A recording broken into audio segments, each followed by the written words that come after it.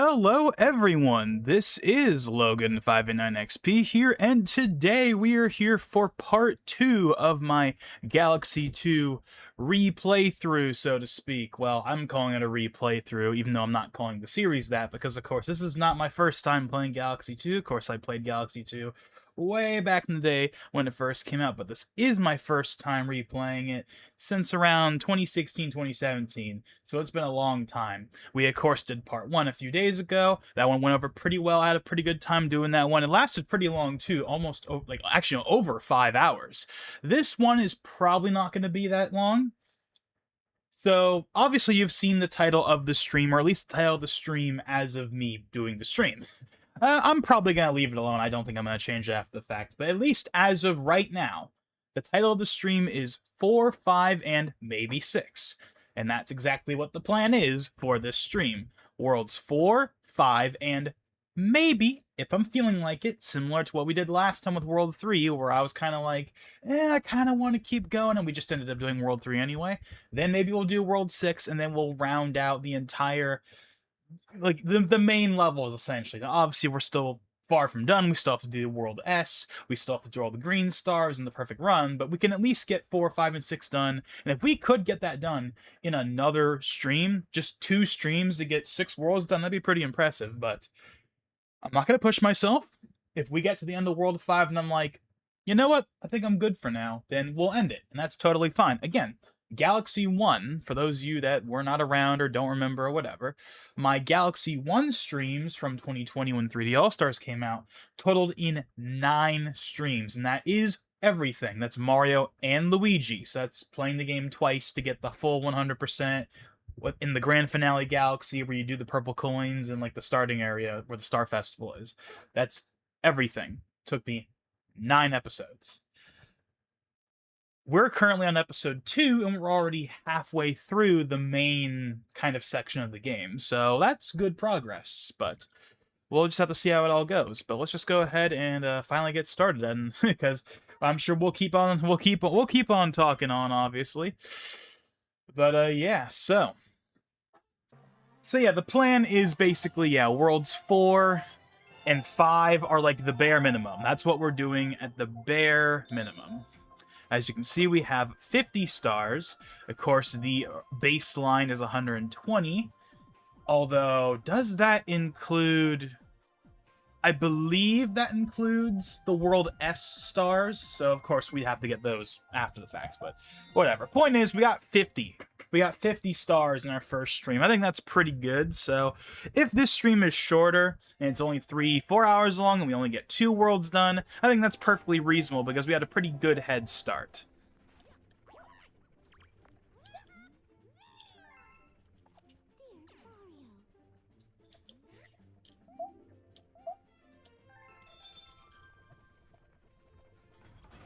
Oh, did all my lives get reset? I think all my lives got reset. Yeah, because I'm pretty sure I had way more than the default 3. I guess it just resets when you load it up. That's not a big deal or anything in these games, but still. Anyway, so let's go ahead and, should we do this? Should we do the Luma Galaxy first, or should we do the first real galaxy? Let's go ahead and do the first real galaxy, Supermassive, and then we'll go and do the, what's it called, Sweet Mystery Galaxy? It's one of the Yoshi galaxies with, like, the glowing fruit. I forgot what it's actually called. I don't think it's literally called the glowing fruit, or maybe it's called the glow fruit, or no, glow bulb. That might be what it's called. I don't know, whatever.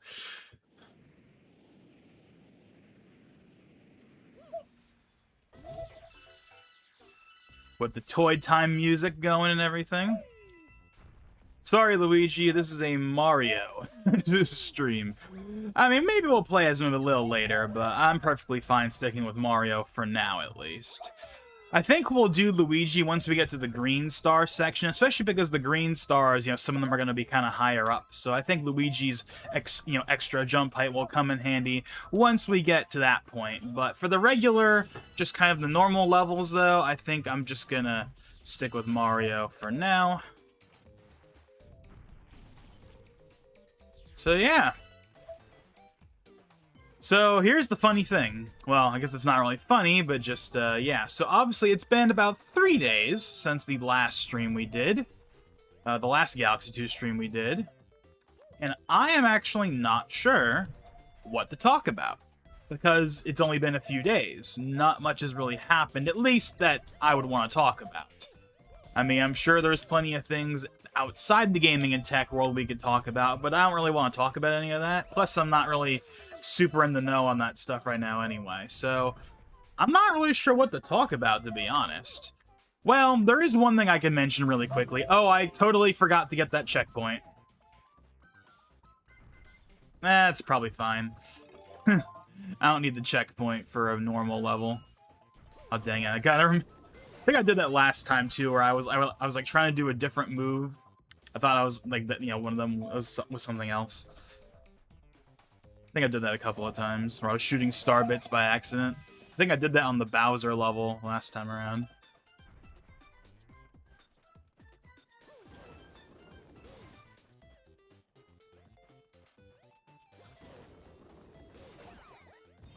There we go. So there is one thing I can bring up really quickly. So, and I'm sure I'll reiterate this I'm sure I will reiterate this later on in the stream when a certain someone shows up. Assuming he shows up. He probably will. I don't see why he wouldn't. But just for now, essentially, last stream I mentioned how I was having this weird RAM problem where, because, long story short, I'm not going to reiterate it. You can go watch the previous stream if you want to hear the whole story. But long story short, I took my existing RAM, or part of my existing RAM, out of my current computer to put in different RAM to test it. Again, more details in the previous stream. But when I was done testing and put my normal RAM back in, it wasn't working. First, it wasn't working at all. Then I got it to work with only half of them. So basically, I was only getting 32 gigs and not the full 64.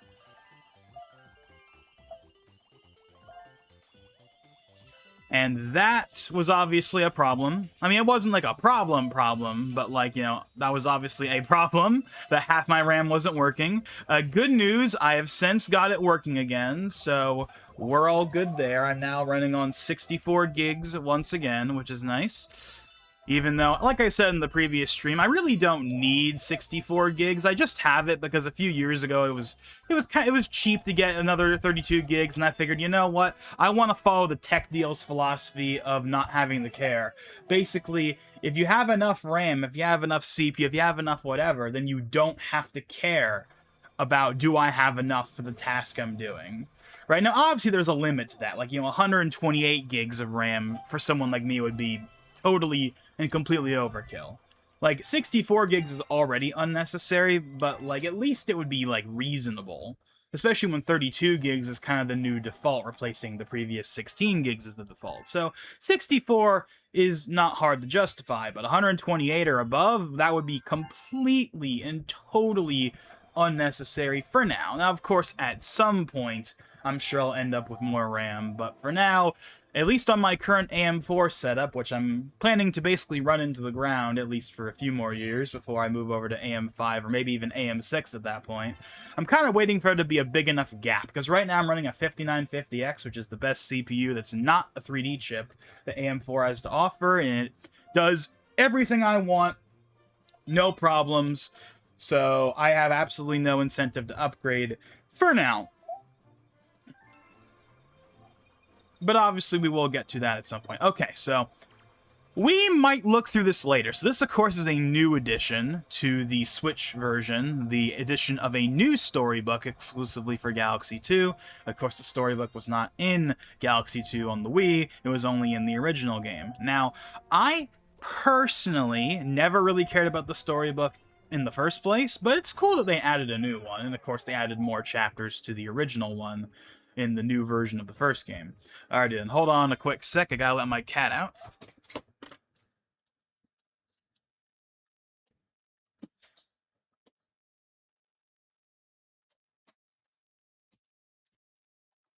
Maybe you could hear her on the mic, maybe you couldn't, I don't know. I do have some fans going, although I have them set to low to not have too much interference, hopefully. Although obviously I have noise suppression turned on. From what, as far as I could tell from the people in the chat last time around, the audio seemed to be mostly fine as far as my mic and, you know, the placement of you know, the capture card's audio to my audio. It seemed like that was all fine. But I am listening to the audio for the game through the speakers, and of course the speakers are not far away from the mic, so if there's any of that kind of weird, you know, overlap that happens, you know, you hear like the echo effect essentially, you know, then apologies. But as far as I could tell, that wasn't really an issue last time around, at least according to the chat, because I asked, hey, is the audio fine, and they said it was fine, so... Yeah, I haven't changed any settings or anything from last time, I'm just saying.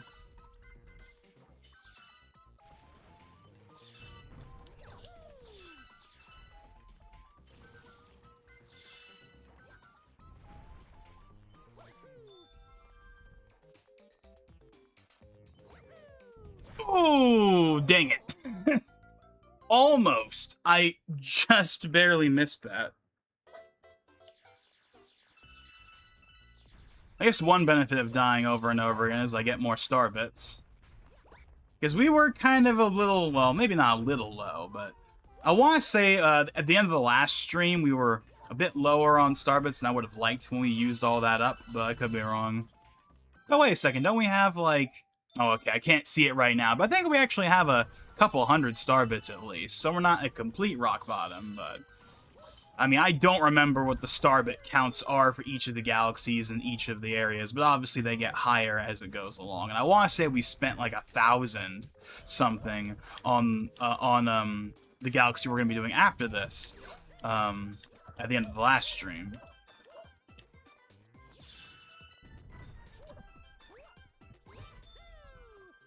So yeah, getting back to the thing I was saying earlier though, yeah, so the RAM problem is now fixed, so that's good. I mean, I didn't think that the RAM was defective or anything because it was never causing any issues before I took it out of the computer, but yes, it all works again, everything's good, haven't had any issues, so that was just a weird thing with my motherboard, I guess, being kind of weird, where if for some reason it just didn't like the configuration, I kept trying all kinds of configurations, and then eventually I finally got it to detect all 4 sticks and not complain at me, you know, not flashing red on the LED on the board or anything. And sometimes it would be like, it would say it was a CPU problem or a GPU problem or a BIOS booting problem, depending on the configuration I tried for some reason, even though none of those have anything to do with the RAM. But again, I got it all working in the end, everything's good now, so that's what matters. That's what matters. So something I mentioned, of course, in the last stream is, of course, the very much talked about, you know, Netflix, Paramount, Warner Bros., that whole ordeal. As far as I know, although I admittedly have not looked into it, like, since the stream, like, on my own, really, but I haven't really seen anyone really talk about it since then. So as far as I know, nothing has changed.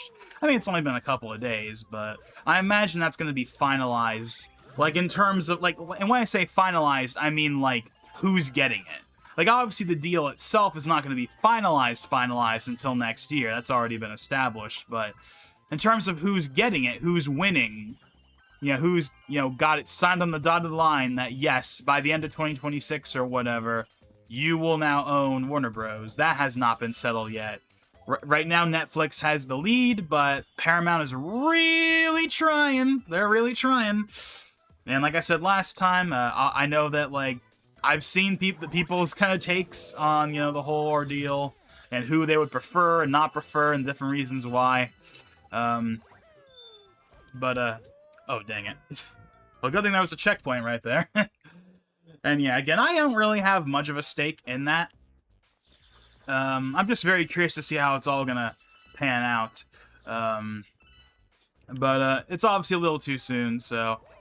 Yeah, but obviously, if over the course of the rest of this series some big news happens with that, I will, of course, bring it up, since it is basically the biggest news in the entertainment industry right now. Even if it's not strictly speaking a gaming or tech thing, it's still a really big deal. And it does affect gaming stuff, because Warner Bros., of course, owns the Batman Arkham series, Rocksteady, WB Montreal, They, of course, own NetherRealm, which means they own Mortal Kombat. So, yeah, there's some gaming stuff involved for sure, but obviously Warner Bros. Has never been a big name in the gaming space. Although, of course, a few years ago, Hogwarts Legacy was a pretty big deal.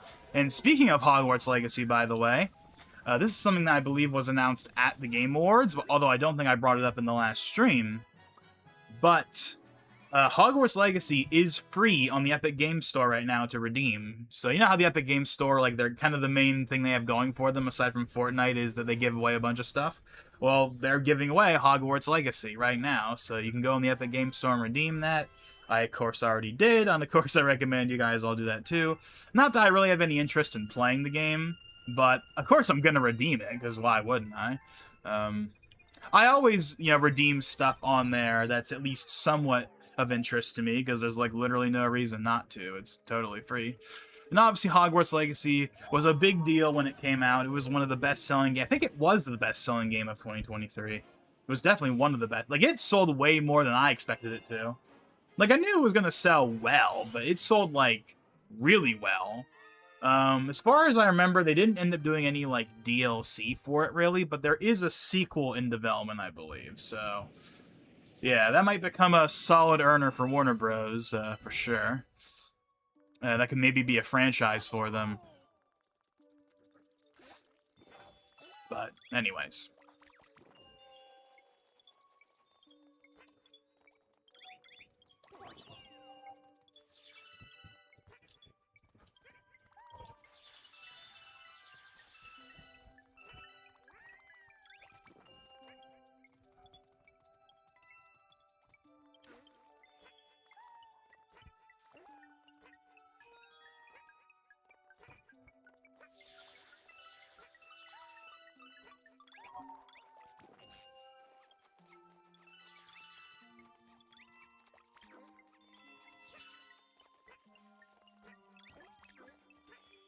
I don't remember being able to eat those flying, like, things with those flying green things. Oh, god damn it. There we go. Yeah, these things.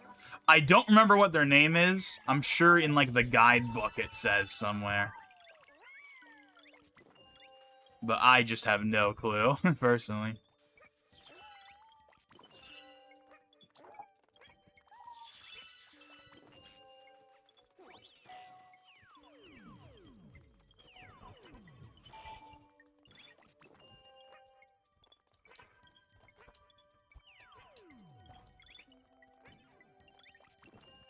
Oh! Almost screwed myself there.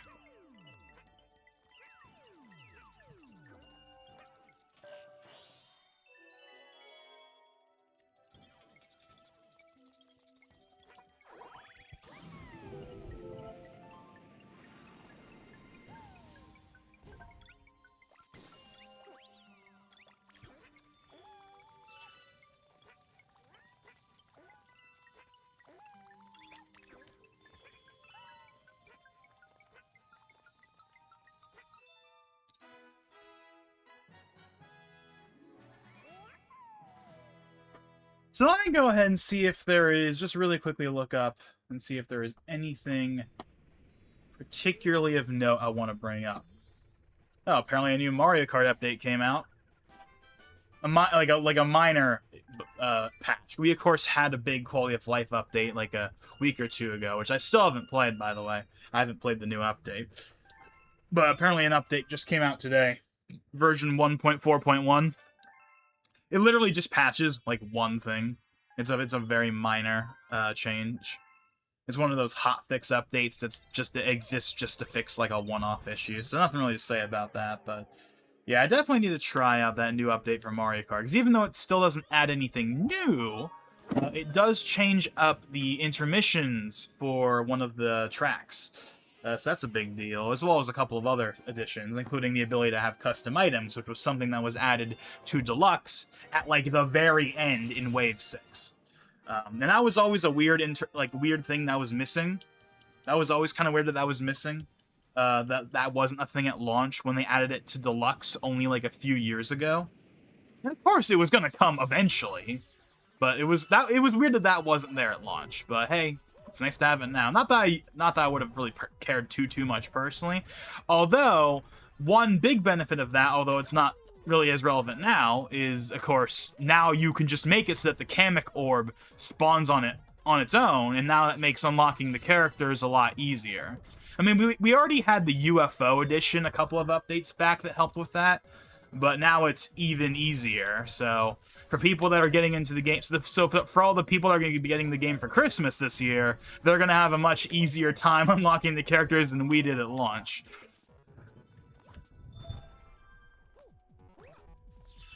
But yeah, still waiting on them to announce DLC. But again, we're waiting until February, almost certainly, for that. I just realized I wasted time going up there, because I'm playing this like it's a normal level and not a speedrun level. Also, how come we don't have the speedrun music? Galaxy 2 has a really good speedrun music. This is just like the Cosmic Mario type music. This isn't like the speedrun music. At least the one that's called speedrun in the soundtrack. Because I really like I don't like it as much as the first one, but I do like the speedrun music in the second game as well. It has a different feel than the one in the first game, but in a good way. It's solid. But this is not it. What you're hearing right now is like a remix of like the Cosmic Mario music, not like the actual real like speedrun theme. Maybe we don't get that one unless it's one of the ones where it's like where you have to collect the clocks to increase the time. Maybe that's the only time you get to hear like the actual speedrun music, as opposed to like this music.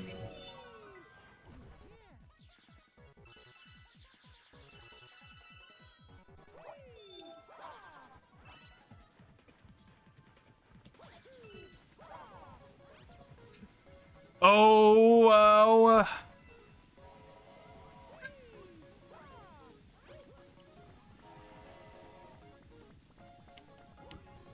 okay, we still made it with like 12 seconds to spare, so that worked out. Not that I thought we were gonna fail or anything, but just I did waste like a good 5 to 7 seconds up on top of the thwomps for no good reason. Sorry, wait, no, it's not thwomps, it's just womps. Oh god, which one is which again? Why am I somehow forgetting something that should be pretty, like, burned into my brain at this point? I'm pretty sure womps are the ones that, like, walk and flatten you, whereas the thwomps are the ones that pound on you from the sky. I think. Wow, I'm surprised I don't know. That should be something that is, like, burned into my brain. But you want to know why I think that's not the case? I think it's because thwomps and womps are not really a thing in 3D Mario games outside of these ones. Like, they're not in Sunshine. Okay, they're in 64, and that's where they're introduced, but that's where they're introduced. They're in Galaxy, well, yeah, they're in the Galaxies. Well, no, thwomps are in Galaxy 1 and this game, but womps, like the ones that walk around, that's only in this game. I don't think that's in the first one. But I could be wrong. I probably am wrong. I'm surprised this doesn't have a timer on it.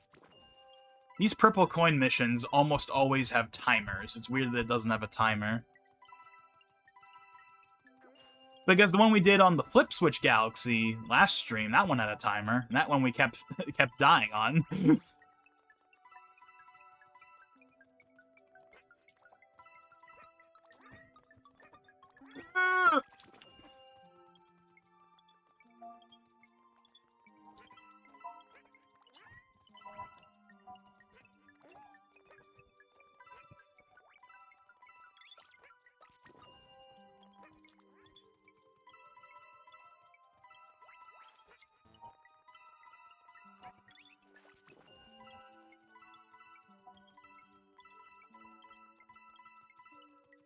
By the way, the previous stream did pretty well, at least at the time of doing this one.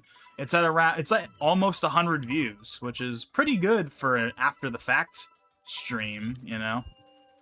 Then again, my 3D All-Star streams from 5 years ago, those ones ended up getting pretty decent views after the fact as well. But I wasn't really sure if that was going to be the case this time around, especially because I definitely missed the boat when it came to Galaxy 2. Because again, it came out a few months ago.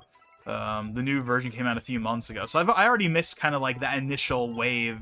So I wasn't sure if people were going to show up or not. But no, people actually showed up for the stream, and they showed up after the fact. So again, thank you all for people who watched the last one. Hopefully that'll be the same case this time around as well. Although I'm sure we'll hit diminishing returns as the streams go on, except for maybe the last one, because then we'll have like the perfect run and stuff. But anyways, let me see if there's anything else yet. Apparently, yeah, some minor patch came out for Mario Kart. But that's really about it, at least in the Nintendo space. There's not really anything else to talk about. I don't think there's any general gaming news for me to talk about that hasn't been talked about already at this point. I mean, obviously, we had the Game Awards, and I did a stream for that, and we talked about whatever else there was to talk about it last time around. Oh, whoops.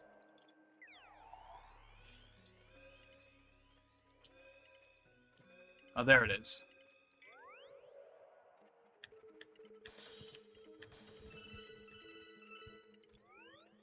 Gotta get these comments done.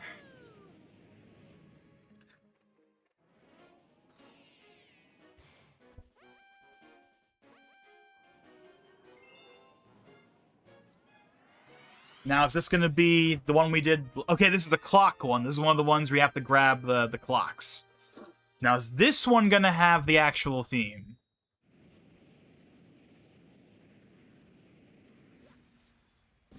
Yes, it has the actual theme. Yeah, this theme is pretty good.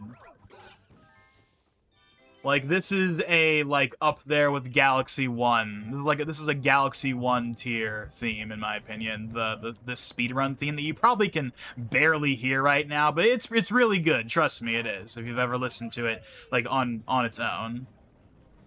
It's a completely different feeling than the one in Galaxy 1. I love the Galaxy 1 speedrun theme. It's super iconic. It's like unironically one of my favorite tracks in the entire game in Galaxy 1, even though it's not a galaxy or a big like cinematic moment theme necessarily. It's just such a classic, you know. But this one's really good too, even if it's not as like instantly recognizable as the first game's theme is.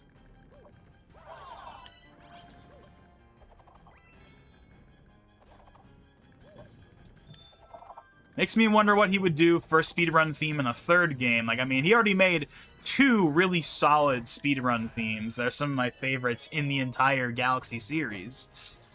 I wonder what he would do, Makoto, not Makoto. Is it Makoto? Actually, it might be Makoto. I think last time around, I wasn't sure how to say his name. I know his last name is Yokata, but for some reason, I want to say his first name is Makoto. I don't think that's actually the case, though. I'd have to check.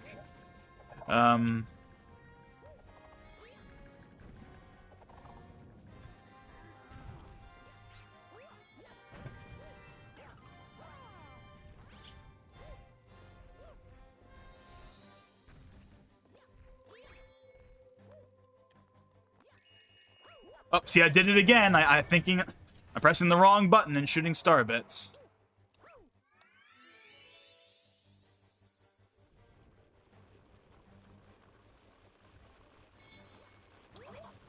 Yeah, I really hope he would come back, though. I already talked about the whole, like, you know, I'm personally not of the belief that we're getting Galaxy 3 necessarily. At least not just because we're getting a movie and we got the new ports. I don't think we're getting it just because, well, those things happened, therefore that means we're getting Galaxy 3. I'm not of that belief.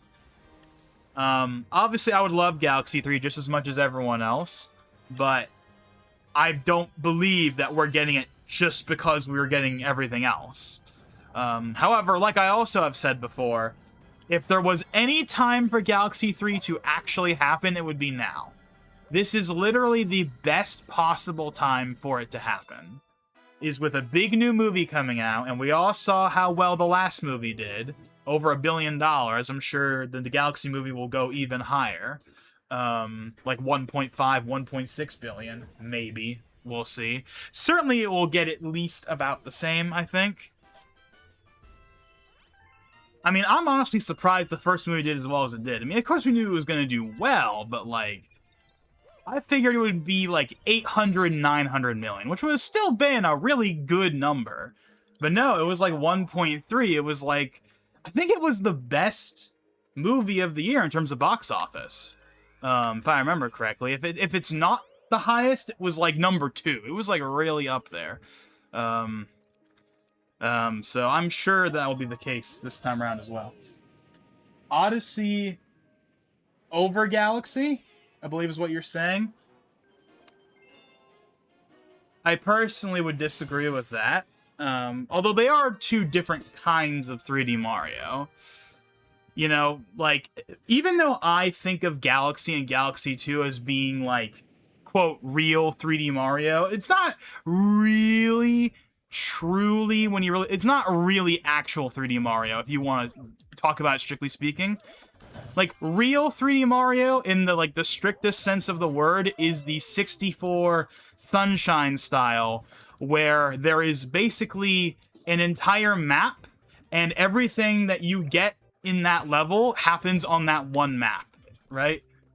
That's technically what the real formula is, and Odyssey is that. So in a way, Odyssey is the real third 3D Mario, not Galaxy 1 or 2, and certainly not the 3D games. Those games, again, like I said last time around, I don't think of as real 3D Mario. They're 2D 3D Mario. They're 2D games that just happen to take place in a 3D space.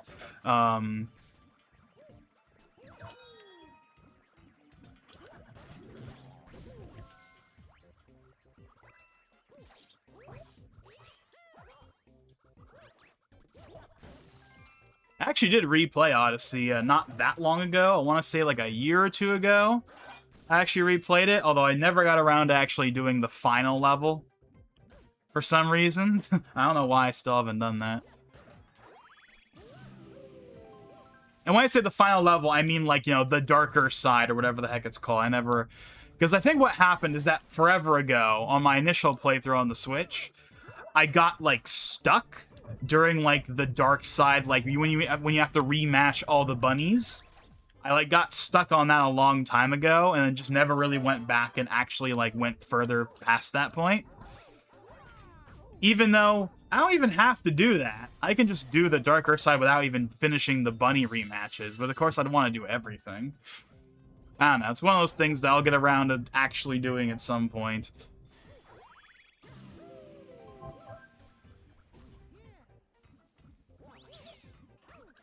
I mean, I like Odyssey. Odyssey's good.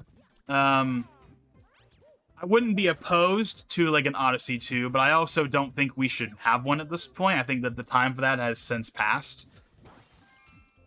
I feel like if they were going to do an Odyssey 2, it would have happened, like, a few years ago. Like, they would have announced it, like, in 2021 or 2022. Like, it would have happened already.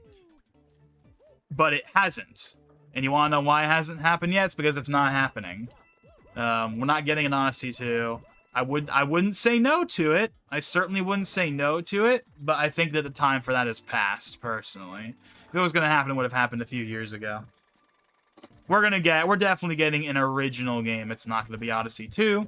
It's not going to be Galaxy 3.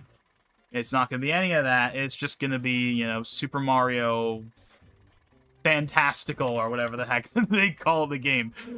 Fantastical sounds more like a name for, like, a Wonder sequel, but you get my point. Like, there's no way we're getting, like, a sequel game, I think, in practice, in reality. Galaxy 3 they can justify, because we have all the new stuff coming out, and also because Galaxy 1 especially is considered to be, like, kind of the fan favorite. Okay, I don't know what that guy was trying to do there.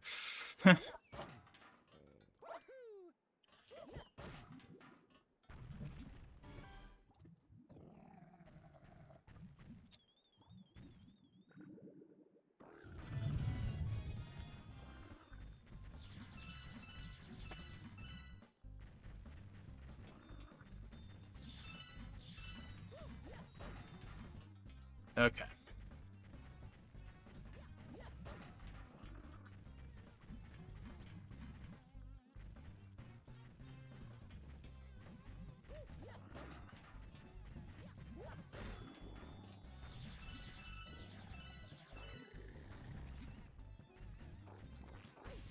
Oh, I totally forgot that she can do that.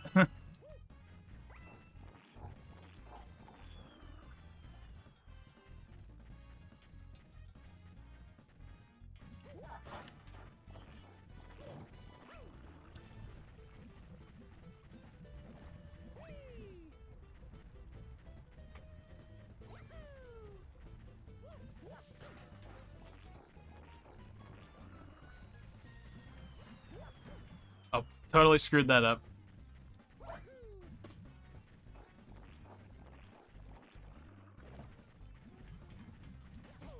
Oh, dang it.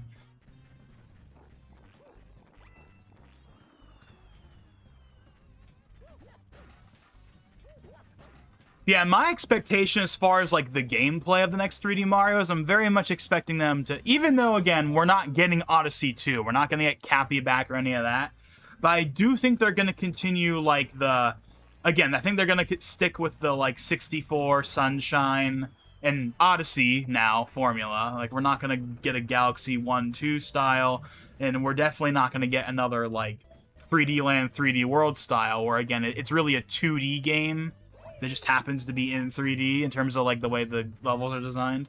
I think we're definitely sticking with the way the Odyssey worlds function. We're just not going to have Cappy and all that stuff, but it's still going to be that, you know, that classic 3D Mario formula. That again, this game technically isn't even. Again, if you're being really strict about it, really the true 3D Mario formula is the 64 Sunshine and Odyssey style. Galaxy 1 and 2 is something different. Even though I and everyone else still thinks of them as being true 3D Marios.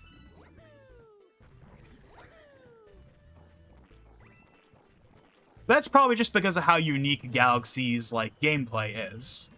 Or more specifically, how unique the level design is. It's its own thing, but it still feels like a proper 3D game, even if it's not in that same style. Oh, dang it. Oh, dang it. I did like multiple back and forth.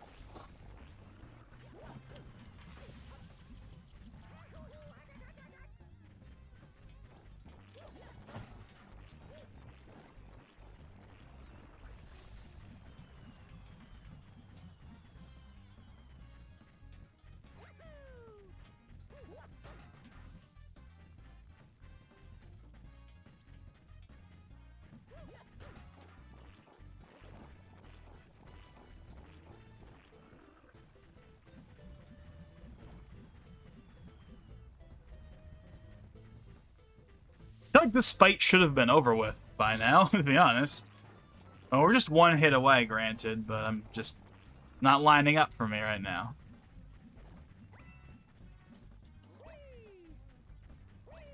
Oh, dang it. Okay, hold on. There we go. There we go, that lined up. But yeah, this is something that Ethan actually brought up, or I don't know if he brought up or whatever, just like kind of like the idea of like, you know, 3D Land is the only 3D game that's not on the Switch. We have 64 Sunshine, 2 versions of Galaxy 1, then we have Galaxy 2, and then 3D World plus Bowser's Fury and Odyssey. So the only 3D game missing is 3D Land, and it's kind of like, I'm not really sure how they could do 3D Land, or at least I don't know how they can do 3D Land in a way that would be, like, appealing. Because, I mean, realistically, what would it even be? Would it just... Because I'm guessing it would just be, like, you know, the 3DS game, but now it's 4K or whatever, or 1080p, depending on the, you know, how they handle it. Well, then again, this game is a Switch 1 game, but it does run at 4K on Switch 2, so they'd probably do the same thing. Like, I'm sure it would definitely not be a Switch 2 exclusive, at least if it were to happen anytime soon. it would definitely be a Switch 1 game with Switch 2 enhancements. Especially because 3D World plus Bowser's Fury did get a, did eventually end up getting a patch that allowed it to run at higher resolutions on Switch 2. But anyways, but it's kind of like, how are you going to sell, what's probably going to be like, a $70 3DS port, with nothing new. Like, that's going to be kind of a hard sell, right? I mean, I don't even have 3D World yet on Switch. I have the Wii U version from back in the day, but I still haven't got the new version. I did play Bowser's Fury, though, because Ethan bought it, and he let me play it using his account, and I did do a stream for that a few years ago. So I have played Bowser's Fury, which is the main reason that you would even want 3D, which is the main reason you would even want the new version, assuming you didn't play it on the Wii U already. Or sorry, if you played it on the Wii U already. And 3D World has never been like a real favorite for me or anything. Like, again, as I've probably said at this point probably 1,000 times, like, it's not a real 3D Mario, so I've never been the biggest fan of it. It's good, but not good enough for me to be like, yeah, I'm gonna end up. I mean, I will end up getting it eventually. I want to make that clear. I am gonna probably get it on eBay for like 30 something whenever. I don't know. I should see what it's worth these days. It's been a few years. It came out in like 2021, the new version, so maybe it's a reasonable price now. Because obviously I wouldn't pay full price for that.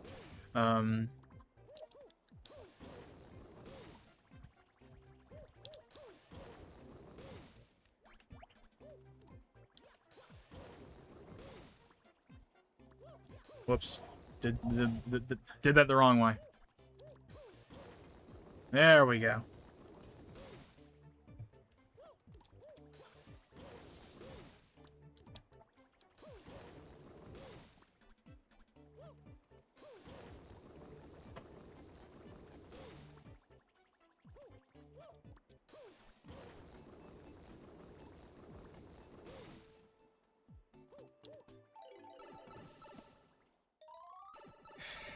Just for the heck of it, I'm gonna look up really quick. What is it worth?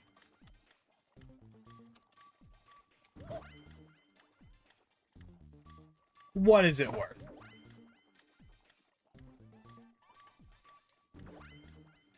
Okay, I see people have it for like 30 something on eBay. That's not bad. Although, that is with just the cartridge. It doesn't have the box. And obviously I'd want the box. So, in practice, the price is realistically going to be higher than the 30-something I'm seeing right now. Although, could I live without the box for it? Probably, especially because I have, of course, my Wii U version still. But, no, I'm not gonna... No, if I'm ever going to get it, it's got to be with the box.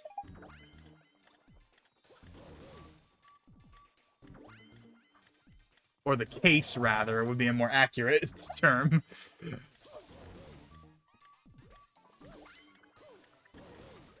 Yet we call it box art for some reason. I mean, I know why. We call it box art because it used to be actual boxes, right? Like in like the NES and Super Nintendo era when games actually came in boxes. That's why we call it box art. Even though it's been cases for like the last... Ever since we moved to discs with like the PlayStation or the GameCube and PS2 and all that. Ever since that point, it's been cases. Yeah, I see someone has it for 40 bucks with $5 shipping. So that's 45 bucks. That's not cheap enough for me to want to bother with it. I don't know. I mean, look, I'm gonna end up with it at some point. Especially because I haven't played 3D World, like the actual mainline 3D World, in a really long time. That could maybe be a stream at some point where we play through actual 3D World. We already played Bowser's Fury, so I won't redo that on stream, but...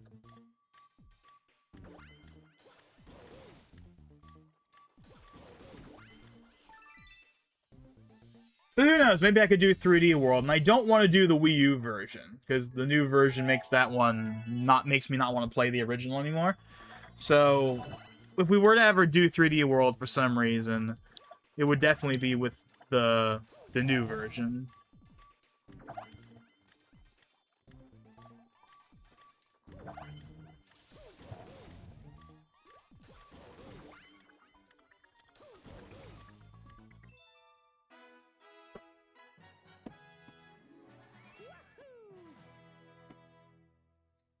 But yeah, I'm in no rush to get that. Eventually, like some like other Switch games, like certain other Switch games, it's like, yeah, eventually I'm gonna end up getting that. Same with Skyward Sword HD. That's another one that like I'm definitely not paying even $40 for. But like once we get to like the 30 mark, then I'll start thinking about it. You got to get into the 30s for me to be willing to jump on at least like ports, you know. But like ports and remasters, like, you got to get into like the like mid 30s before I'm even a little interested, realistically. At least for, because obviously if I really wanted the game already, I would have it by now. So I don't want to spend like more than I really feel it's worth for me.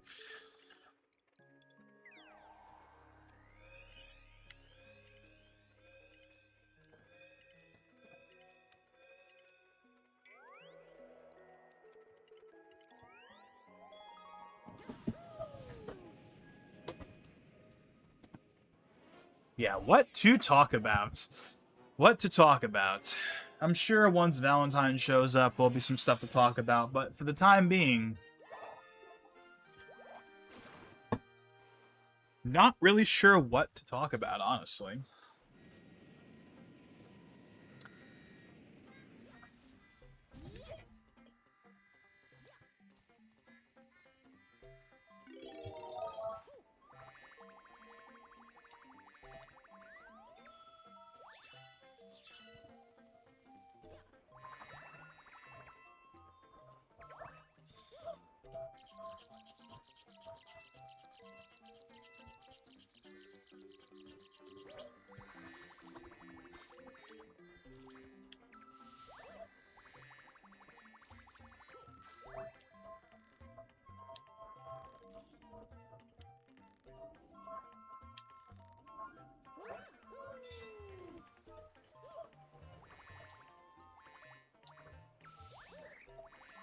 Is this a chimp challenge?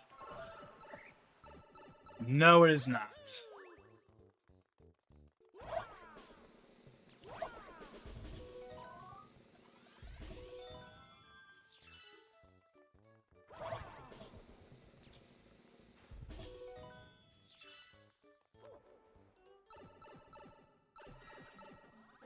Oh yeah, one other thing about the RAM that I was talking about earlier.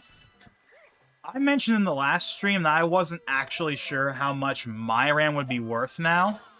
Because I have DDR4, not DDR5, so I figured out it wouldn't be as bad. Well, I have since checked. And at least the last I looked, like yesterday on eBay, someone was selling literally the exact same RAM that I have right now. Same speed, same configuration, where it's 4x16, crucial. Not crucial. G-Skill Ripjaws. Literally exactly the RAM I have, and you want to know what they were selling it for? Almost $300. So, no, my RAM... actually, wait, no, that's better. That's better, actually. Well, better with huge asterisks on the word better. Because the RAM that Valentine, the RAM that at least his RAM, what it costs right now, it's $300 for 32 gigs. Whereas for me, it's $300 for 64 gigs. That's not really much of a win if you ask me, but that's technically an improvement. It's technically an improvement, even though I really am not going to count that. That's still pretty damn bad. It's just slightly better, really.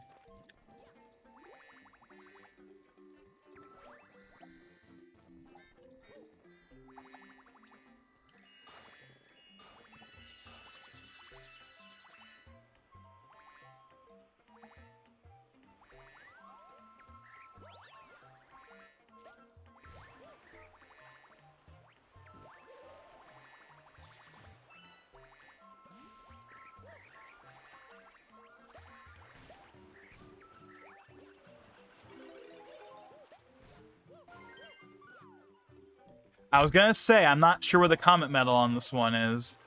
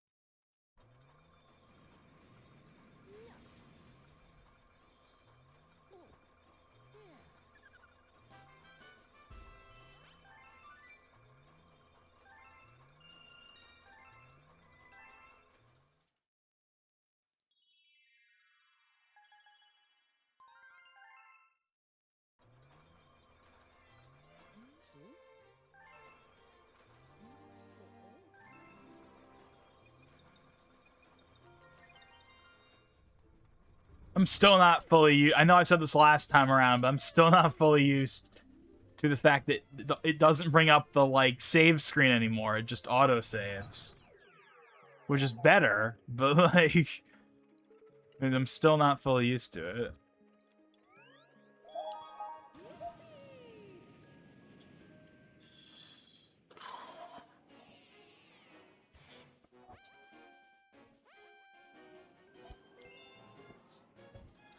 Okay, what? No, it's a purple coin mission, so this is probably going to be... This is not a... Yeah, this is not a timer-based one.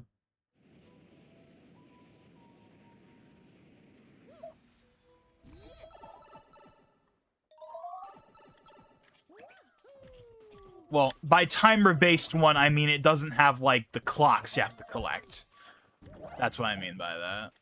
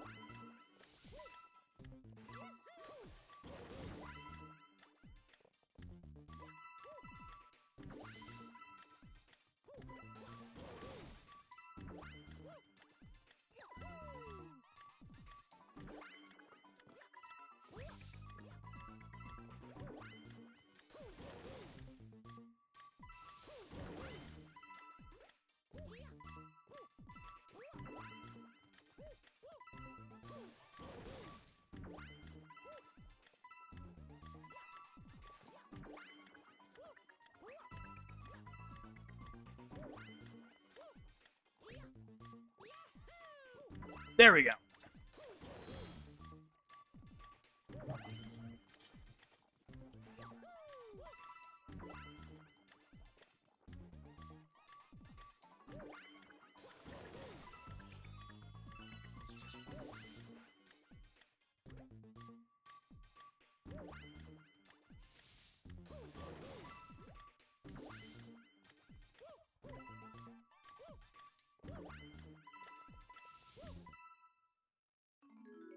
I feel like the timer on that should be, like, at least a minute slower.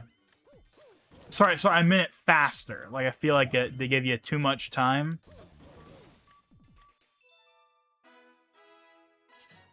I mean, I get that like, a 5-year-old has to be able to complete these, but, like, I'm just saying.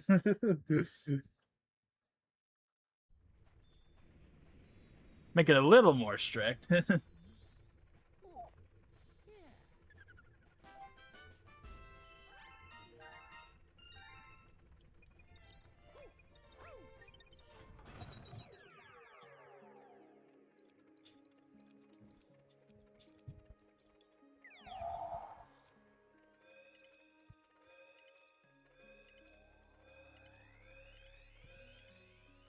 Sometimes there's a medal, sometimes there's a medal mission. A comet mission, sometimes there isn't.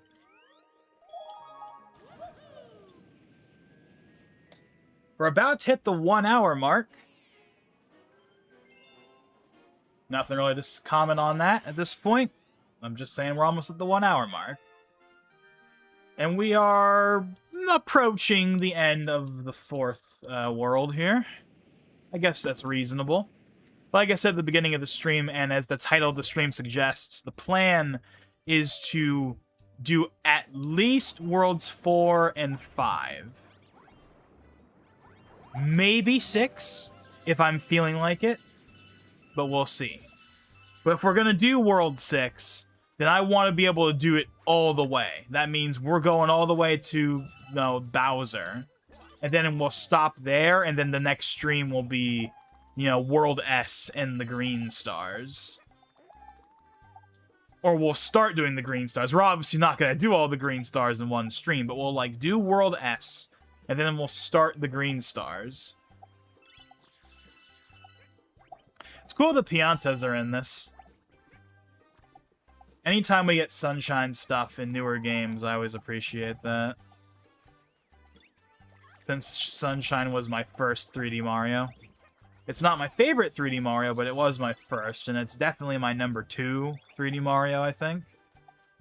I believe I said this yesterday, but I believe the ranking, at least right now, for me is Galaxy 1 at the top, then Sunshine, then Odyssey, then Galaxy 2, then 3D World, then 3D Land. Oh, wait, 64. 64... I'm gonna say 64 is higher than Galaxy 2. Not by a lot, but it's at least on the same tier, I would say. So I guess that's Galaxy 1, then Sunshine, like going up, down, just to be clear. Galaxy 1 at the top, then Sunshine is number 2. Then Odyssey is number 3. 64 is number 4. And then Galaxy 2 is number 5. So I guess Galaxy 2 is my least favorite of the, quote, real 3D Marios. And then 3D World, then 3D Land. That's all of them. That's all of them, at least as of right now. As of this stream, that is all the 3D Marios that exist.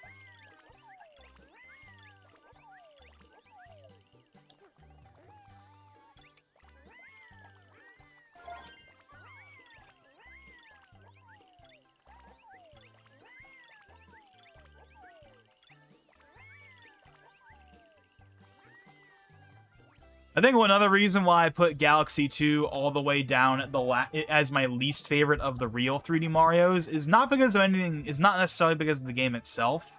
Although, as I've said before, I do have my critiques of Galaxy 2, even though it is still a pretty good game overall. It's more so that, just by the nature of being number 2, it's not as unique as the others, so it doesn't stand out as much. Right? That's the biggest thing going against it.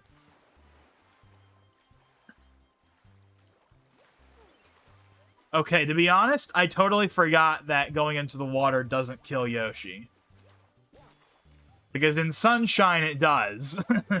That's why getting the river level used to be annoying back in the day, because you would fall into the water and you'd have to start that whole boat hopping thing from scratch.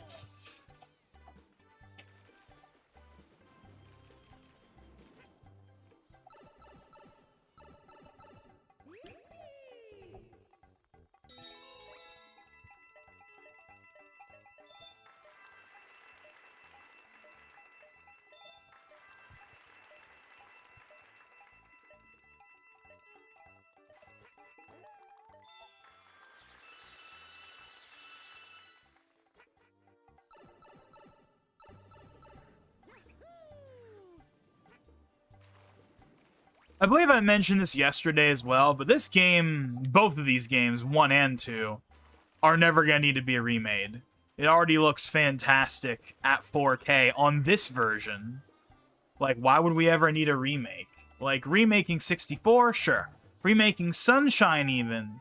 Sure. These games, they look like this version is the best they have ever looked.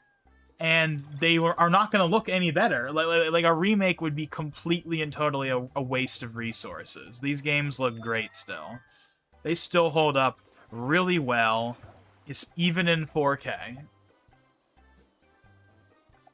Especially because we do have those improved textures, or at least mostly improved textures. I know apparently there are some that are not so savory, but all the textures I've seen so far, at least the ones that are clearly updated. Because, of course, not every single texture is updated, but the ones that are clearly updated look better. Just straight up. Period. So, I've yet to see any, like, funky, like, weird upscale. I've yet to see that so far, at least. Maybe it's something that's more prevalent in the first game, for all I know. Because, I mean, the first game is older, so maybe the funky texture stuff is more prevalent in the first game or whatever, but at least in this one, it looks great. The improved textures look really nice, and of course with the nice razor-sharp, crystal-clear, native 4K presentation on Switch 2, it looks fantastic. Like, again, like, this is the definitive version of these games. We will never need a remake. How are you gonna make them look better than they do right now? Like, really? Like... Sunshine I understand, because Sunshine definitely looks like a GameCube game. It definitely has its polygonal limitations. I think the art style still holds up in Sunshine. It's very bright and colorful. I think that holds up well. But the actual, like, polygon count of many things could definitely be better. But the model quality, like Mario... Now, maybe the models are updated for the new version, for all I know. Maybe they're not the original models from the Wii game, but... Either way, as it stands right now, Mario and Luigi, at least right now, look pretty good. The Piantas look pretty good. I'm sure the more zoomed up you get, the more obvious the limitations are. But, like, again, overall, the games look great still.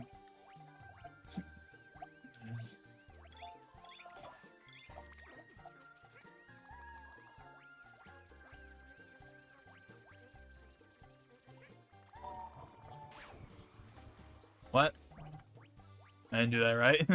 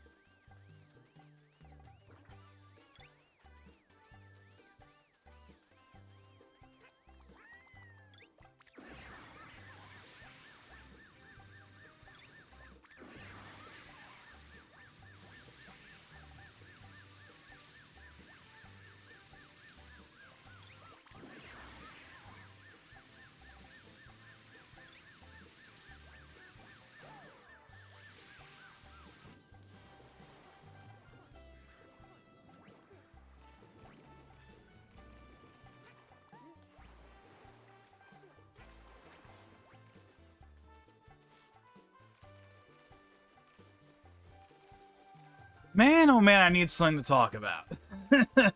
I really don't have anything to talk about right now, and it's not good. That's not great. Because if I have nothing to talk about, then the stream isn't interesting, and if the stream isn't interesting, then people aren't going to show up, and the people that do show up are not going to stick around. But I mean, I don't know what to talk about. I don't know what else to tell you.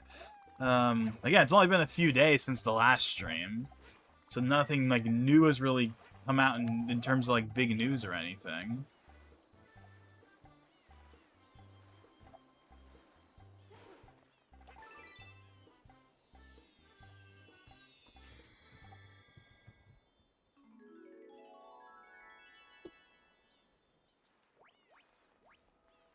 Now, before we do that, I don't have the Comet Medal.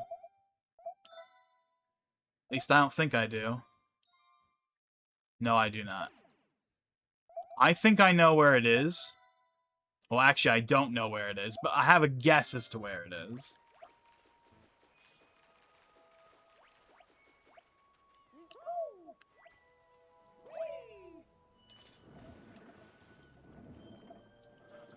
Yes, I was right.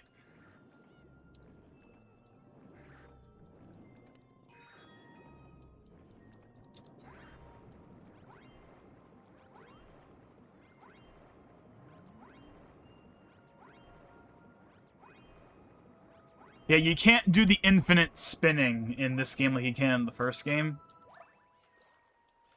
That's not a this edition thing either. Like in the like Galaxy 2 on Wii, you can't do the infinite spin just by shaking the controller forever, like you can in the first game on Wii. That was a change in the original Galaxy 2. It's a bit unfortunate, but I get it. It was pretty broken. You could just spin forever, basically.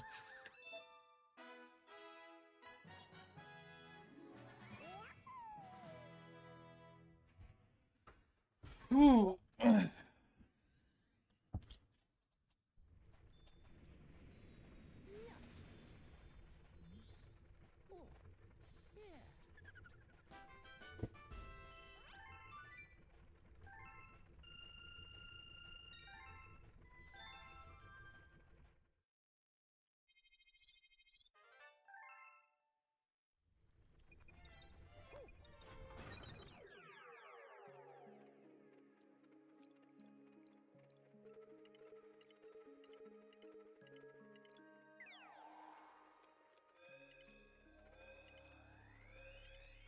Just checking to be sure. I know normally they show a thing on screen when that happens, but like, you never know.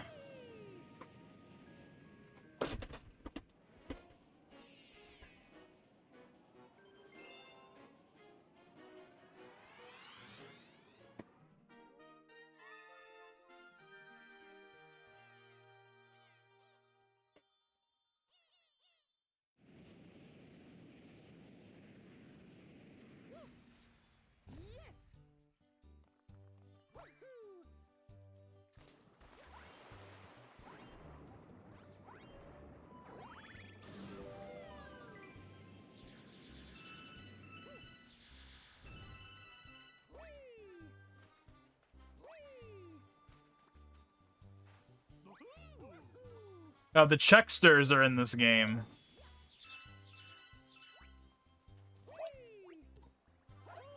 Actually, I did not remember that. I did not know that. We are back. You are correct, sir. Okay, enough of making that reference again. It's like a 30, 40-year-old reference at this point. Whatever.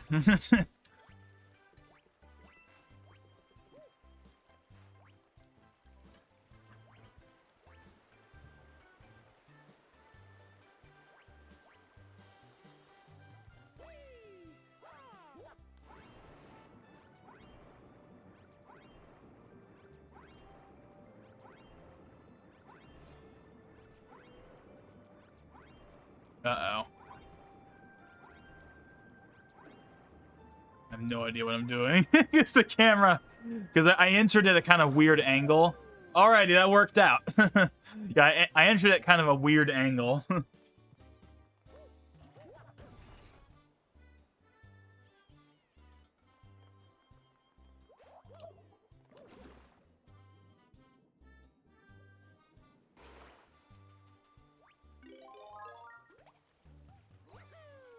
Yeah, new power-ups, man. I've never been the kind of person that's good at, like, coming up with stuff like that. Like, what new power-ups would we have in, like, a Galaxy 3? Because, of course, there would be new ones.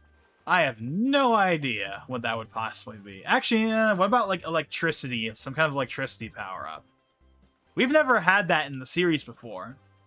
I don't mean, like, in Galaxy. I mean, like, in Mario. We have never, to my knowledge, at least, we have never had...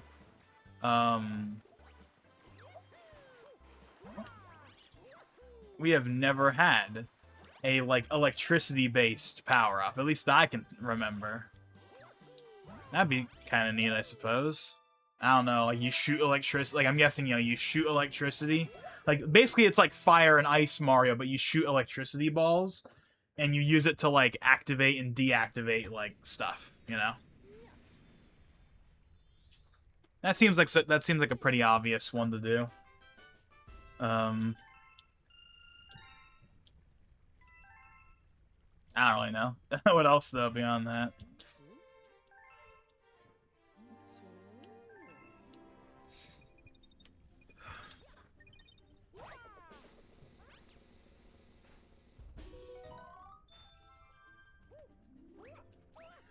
It'd be kind of cool if they made the flying power-up from the first game actually worth something. I get that it's, like, kind of a endgame, like, bonus kind of thing to be able to fly around the observatory with it, but it'd be nice if you could actually use it for something that, like, mattered beyond, like, one mission. Like, if you could, like, replay the old levels with it, that would be neat, you know?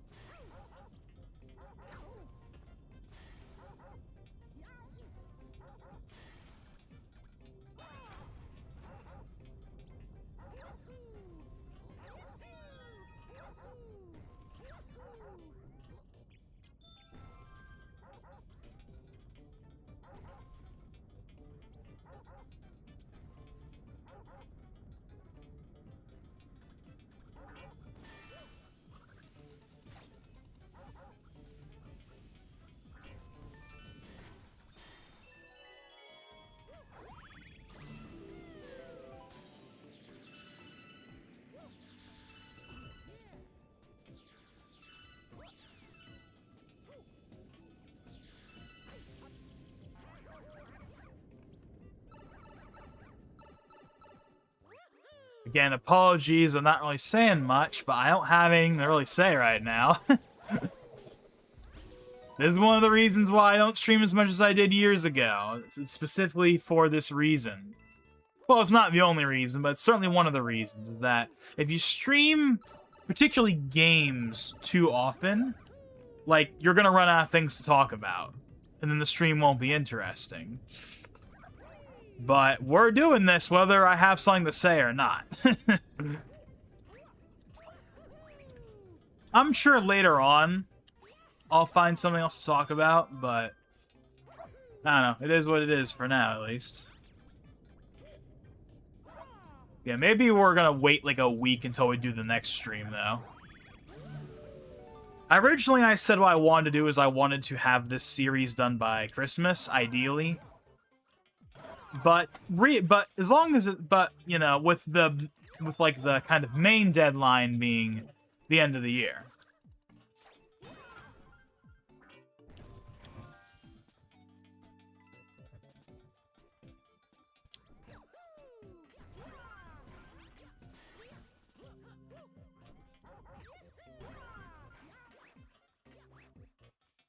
We'll definitely have this done by the end of the year, without question, but, you know, if we get it done by Christmas, which is like 10 days away, I mean, we'll see. I think we can do it. If we really wanted to, we could definitely get it done. It's just a matter of whether or not I think the streams are going to be worth doing in that fashion or not. But then again, that's kind of how streams operate. Sometimes you have a really good, solid stream, then sometimes you get one that's kind of a dud. And if I'm being honest, right now this one is kind of feeling like it's going to be a dud stream. No one's really shown up yet for the most part, outside of Ethan, who did a quick blurb early on, which was nice. But aside from that, we haven't had anyone really, like, show up and stay. We haven't really had any good conversation because, again, I don't really have anything to talk about right now. So this might just end up being one of those kind of streams. And you know what? It is what it is. You know, they can't all be winners. But I really should try and see if I can think of something else substantial to talk about that we could get, like, at least, like, a good 15, 30 minutes out of.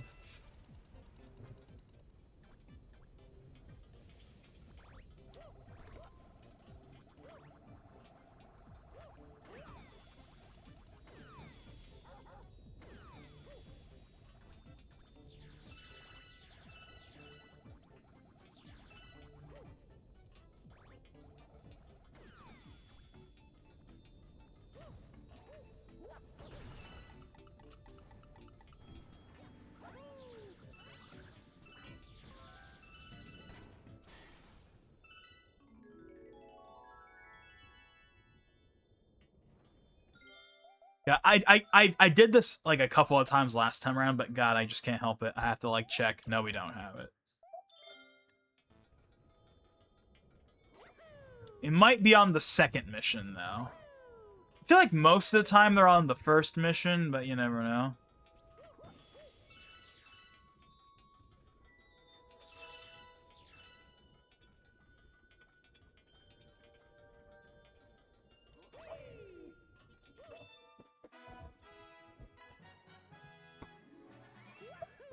See, the truth of the matter is, if I really wanted to just talk about if anything was on the table, oh, there's stuff we could talk about. But I don't want to, like, talk about stuff that's outside of this channel's purview. One, because obviously the tech and gaming stuff is the stuff I like talking about. But also just because, like, I don't really feel like dragging anything that's, like, too heated into this, you know? There's certainly some big things I could talk about that are outside of kind of the space I normally talk about, but I really don't want to drag that stuff into this. Plus, I don't really know what I would even really say about it, aside from just acknowledging that it's a thing. Alrighty, we got another, we got that one. I've been waiting for that one for a bit, that letter. But yeah, it's like, what do I talk about that's like a gaming or tech or entertainment thing? Like that I haven't already talked about. Like, I just don't know what else that would be at this point.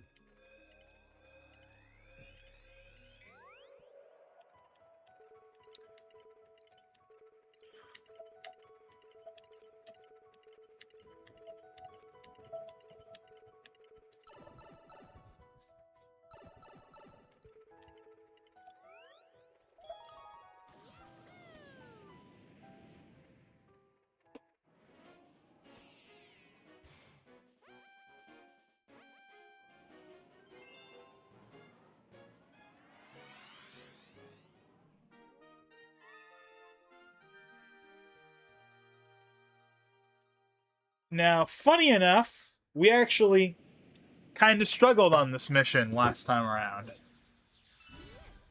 This is gonna be even worse, probably. Although it might be able to be better because we've already done it before, like recently, so that might help.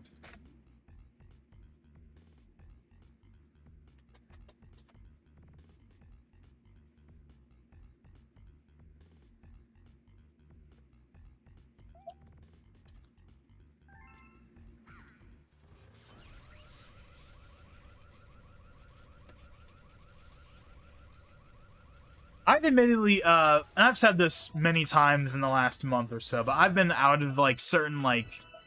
I've been out of, like, the PC gaming kind of, like, stuff that's been going on, like the PC hardware stuff. I've been kind of out of that for the last few months. Honestly, probably even longer than that. I don't think I've really been following it since, like, May or April, even. Like, I feel like around that time. Like, once the Switch 2 kind of, like release line, once we got like closer to like the Switches, like once like we got to like the April 2nd direct, that point up until release, that was basically like the main thing I followed, was basically all of that stuff. All the other gaming and tech stuff kind of fell by the wayside, and I still haven't really caught up with it, if I'm being honest. I mean, obviously, if there's like something that's like actually notable, well, I'm not completely out of the loop. I want to make that clear. But I'm not, like, super tuned into it either. Like, obviously I know about the whole RAM nonsense right now because, like, literally everyone has talked about it. And it's all over, like, everywhere. Like, you can't not see... If you follow any kind of PC hardware, anything, you are very, very well aware of the ridiculous prices of RAM right now. And I already mentioned, like, right? Again, like, Valentine, like... His RAM right now, if he got it right now, would be like $300. And even my RAM, which is only DDR4, would be like $300 for 64 gigs, which is still which is still like double the price that it should be. But aside from that, there's nothing else that's really happened in the like PC hardware kind of space. There hasn't been any new CPUs, at least not any new, like, major CPUs. We're probably still a little ways away from that happening again, because we're in the off year, right? They tend to come out every 2 years nowadays. And we had Zen 5 and the new Intel series at the end of last year.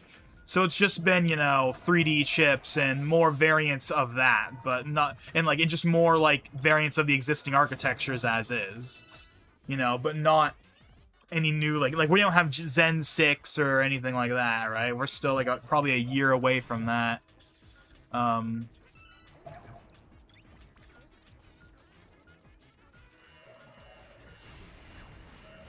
it. We were actually doing okay right there.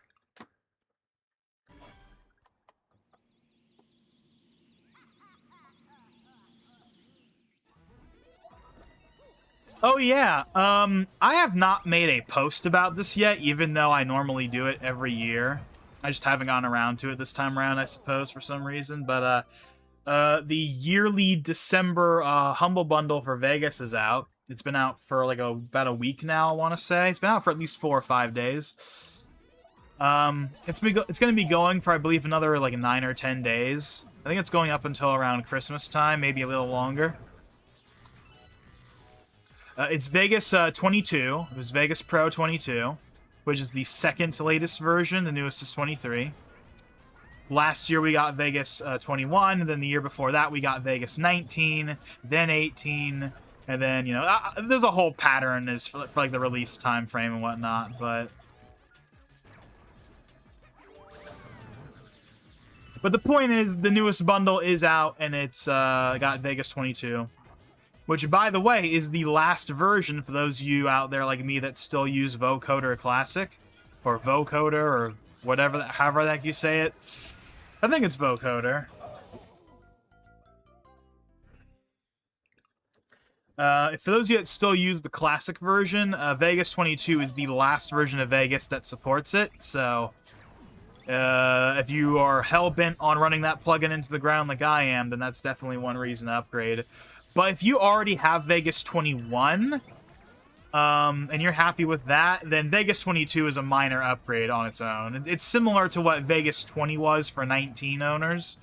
It's really like version 22 is basically 21.5. Like it's a minor bump, all things considered. I mean, obviously there are new features, but like overall, like it's basically just an update to 21.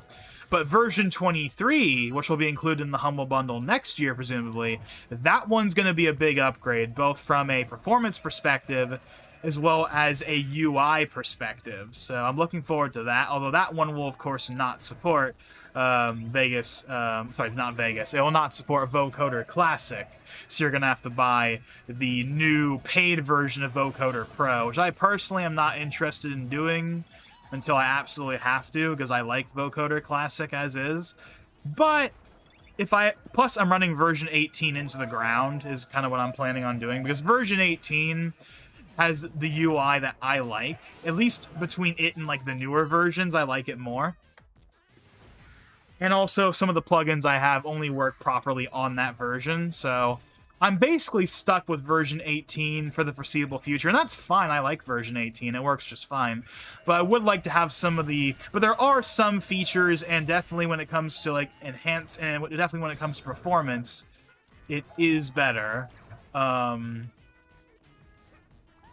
the older versions, version 23. 23 is actually a really nice version, I would say overall, but that version's not coming out in the Humble Bundles until probably next year.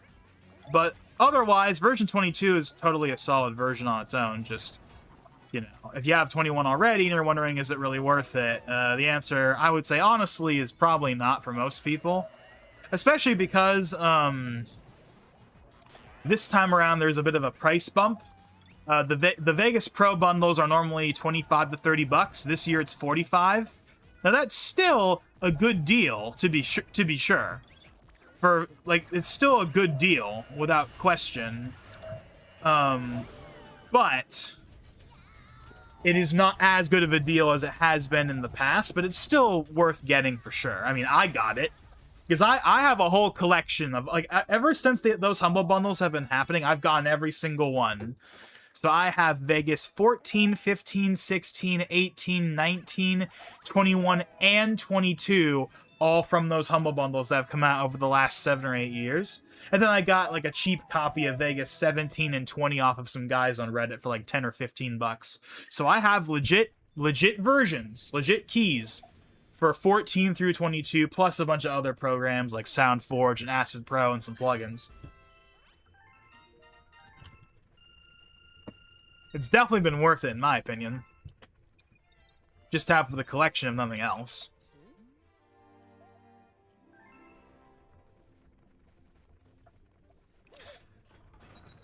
Like, I don't intend to ever use version 22. Because, realistically, if I'm gonna move away from 18, I'm moving up to 23 at the bare minimum. Because I've already tried a little bit of 23. And 23 is a really nice looking version. I really like 23. It still has some small issues with the plugins, although it's mostly fine. So I really could move to it if I wanted to, probably, but again, my plan is to stick with 18 for basically as long as I can use it without Windows complaining. Now, there was an issue when I upgraded to Windows 11 around the time that that support ended in October. Now, my original plan, as I'm sure I said many times in the past, was to just run the ESU updates for a year, then move to 11. However, that didn't end up working out because I was having issues playing HEVC video no matter how many times I reinstalled and uninstalled the HEVC plugin and the media player app. And I tried other apps, but they weren't as smooth for me, even if there were some features I liked. So long story short, Windows 11 didn't have that problem, so I just moved to 11, and it's been fine for the most part. The only real issue I've had with Windows 11 is really just, in terms of like core functionality anyway, is really just, ironically enough, Vegas 18. I haven't tried newer versions, but Vegas 18, which again is the version I primarily use, even though I have newer versions,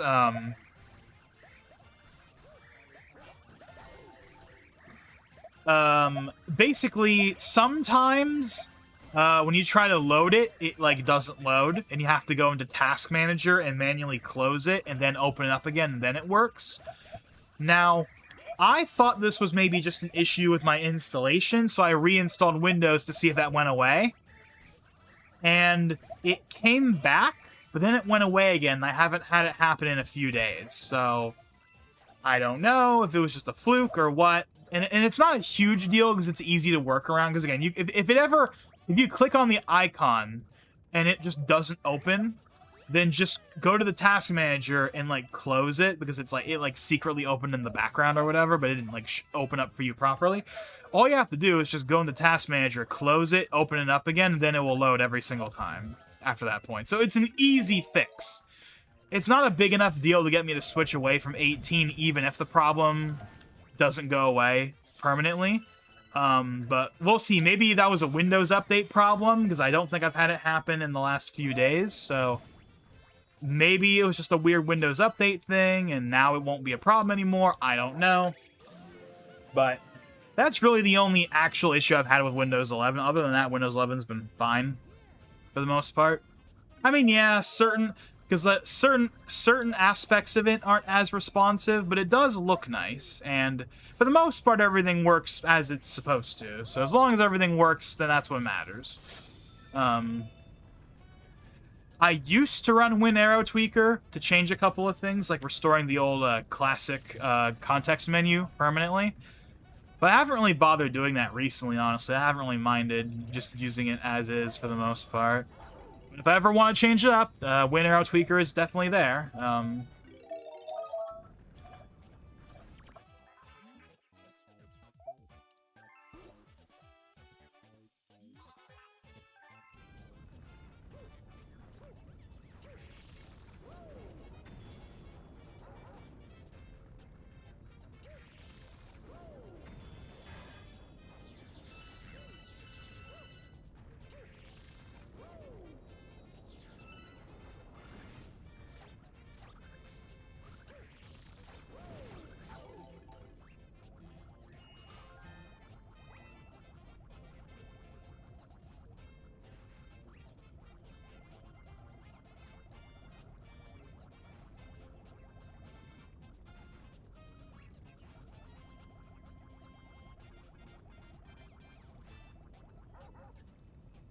Uh-oh.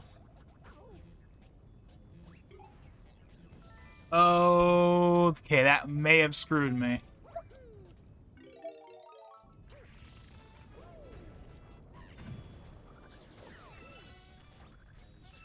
If there's not another one in that rock, then I'm probably screwed.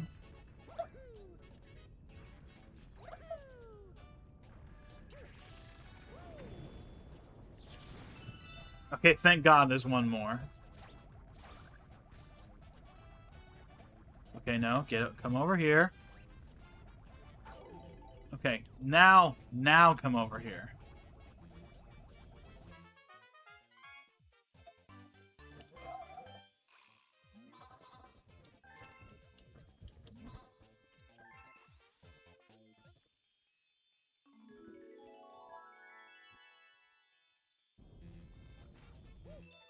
For whatever reason, so the main plugin I use is a version of like the Universe plugin, but the version I have, because a spoiler alert, it's not exactly legit.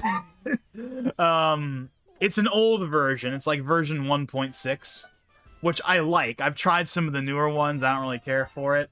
It changes the settings in a way I don't really like.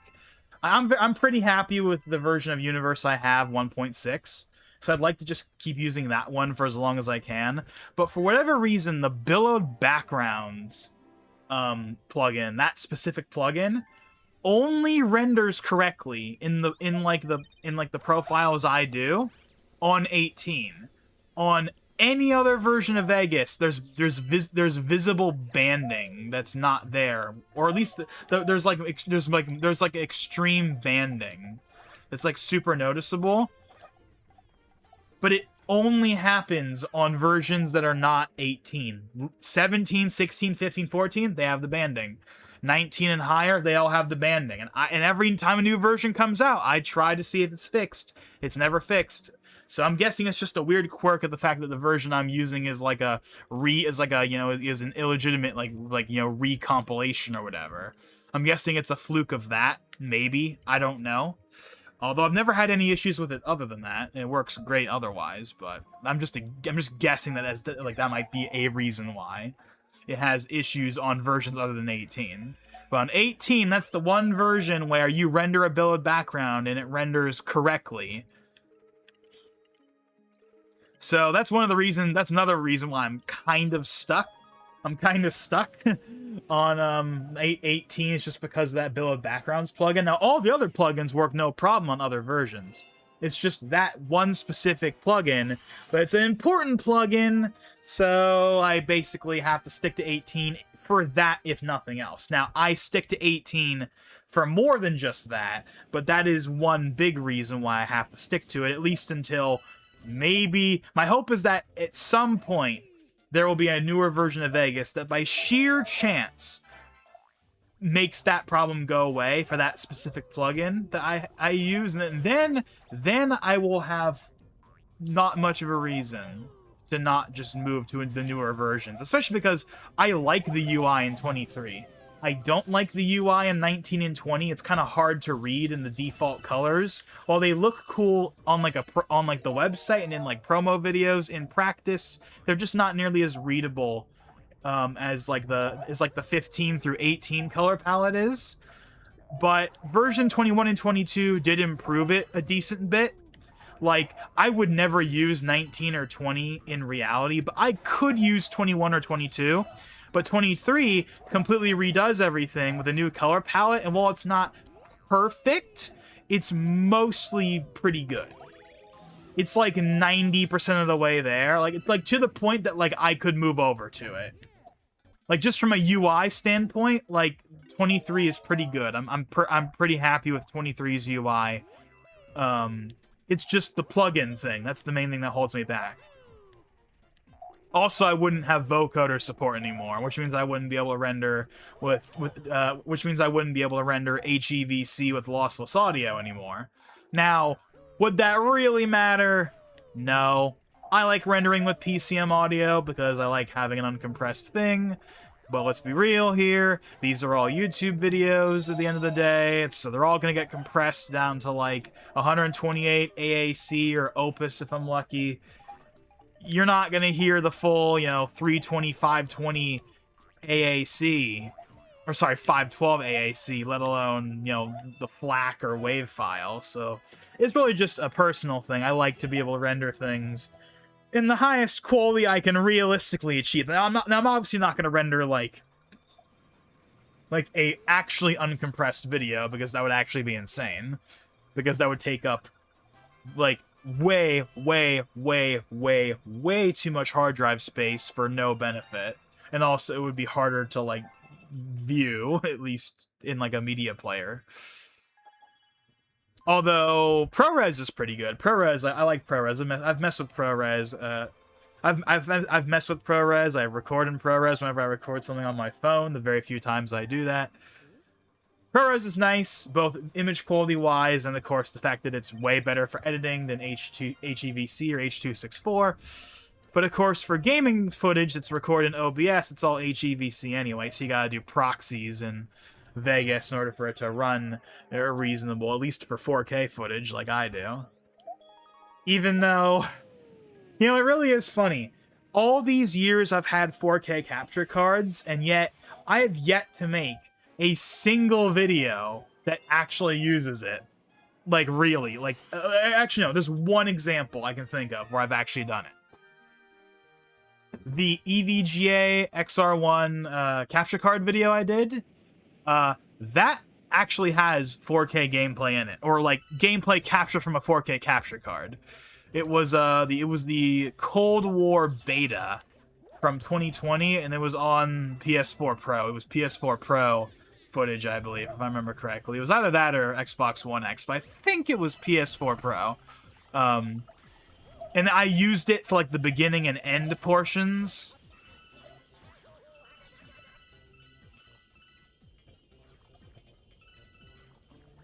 Although, obviously, the main part of the footage for that episode was stuff from the EVGA XR1 itself. But I did have some gameplay at the beginning of end that was from the Live Gamer 4K, which is the capture card I'm using right now to do this stream, and as well as pretty much all my other streams from 2020 onward.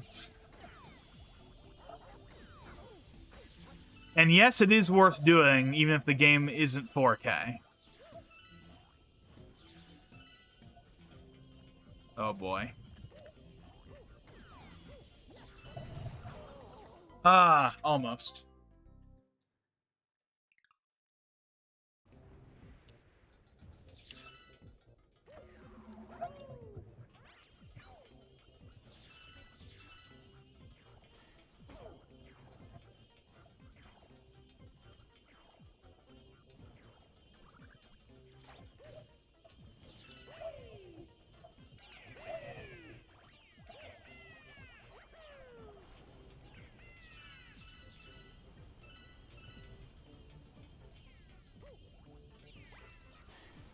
Oh, dang it. Uh-oh. Uh-oh, I've screwed myself.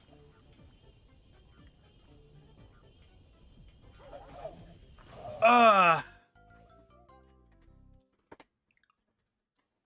hour and 45 minutes, and I haven't had anyone show up yet since Ethan showed up at the very beginning.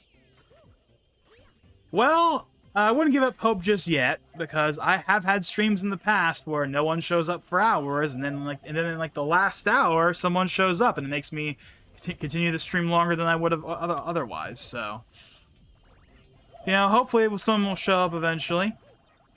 I mean, I know people will watch this after the fact if the last stream was any indication, but I definitely want live viewers as well, obviously.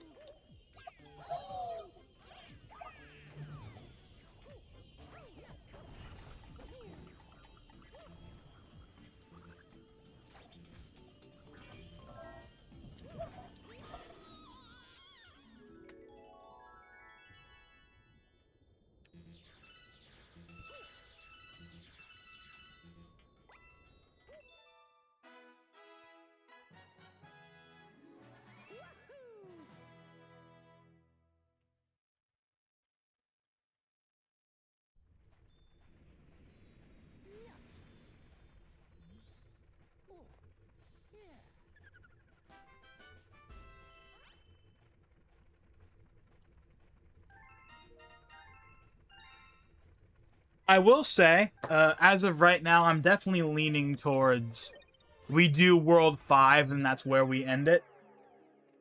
I'm definitely leaning towards us saving 6 for another time. That's at least how I'm feeling right now.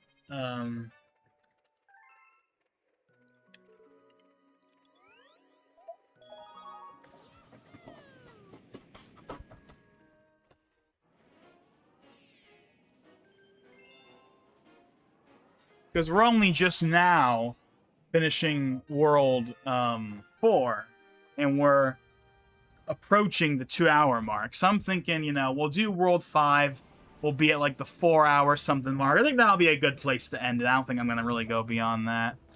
Unless the stream gets like, unless the stream gets more interesting than it is right now, to be frank.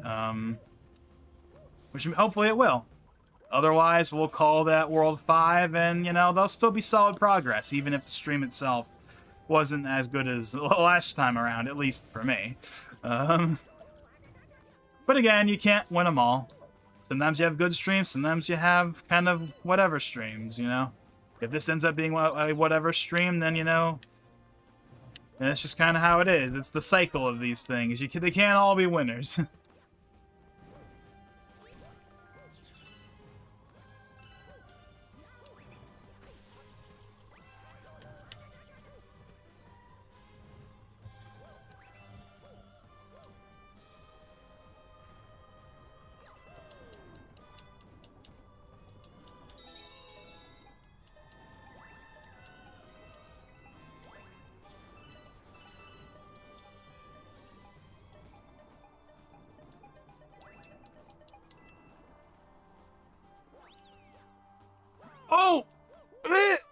Wait, what?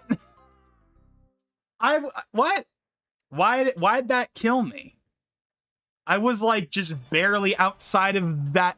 Like I was literally just like right. Like that's a really harsh limitation right there. Like you just barely step outside this area and that's out of bounds apparently. Yeah, the textures on the ground look really good right here. They're definitely a big improvement over what they were in the original game.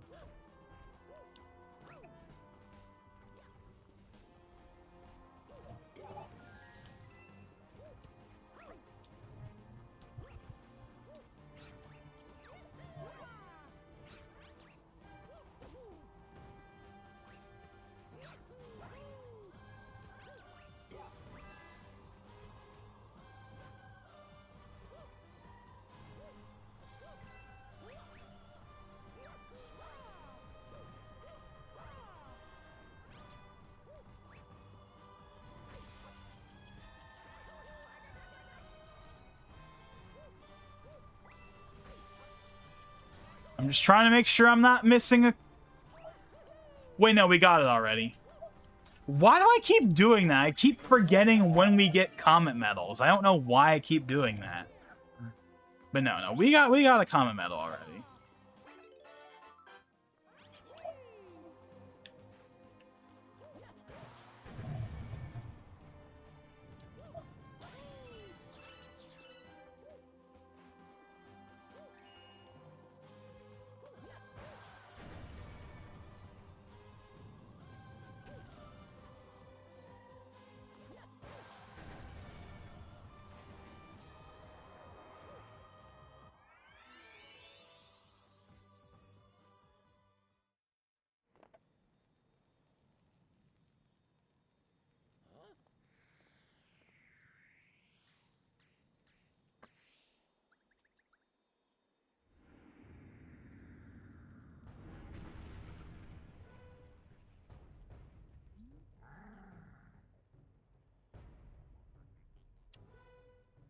I have nothing really to say about it other than commenting on it, but apparently the Doomsday trailer may or may not have leaked. And Disney may or may not be putting it out publicly. They might be forcing you to go see Avatar in order to see it. Kind of like what Lucasfilm did back in the day for Phantom Menace, where like people went to a movie just to see the trailer, then they left. Now, obviously, I would never do something like that. But my point is, like, you know, I don't know. Supposedly the trailer is out there in some form. It's been leaked or something. I don't know. I haven't looked into it. I'm just gonna wait until it gets put out officially, whenever that happens. Although the movie's not coming out until like November next year because of the delays, so they really don't have to put one out now if they don't want to.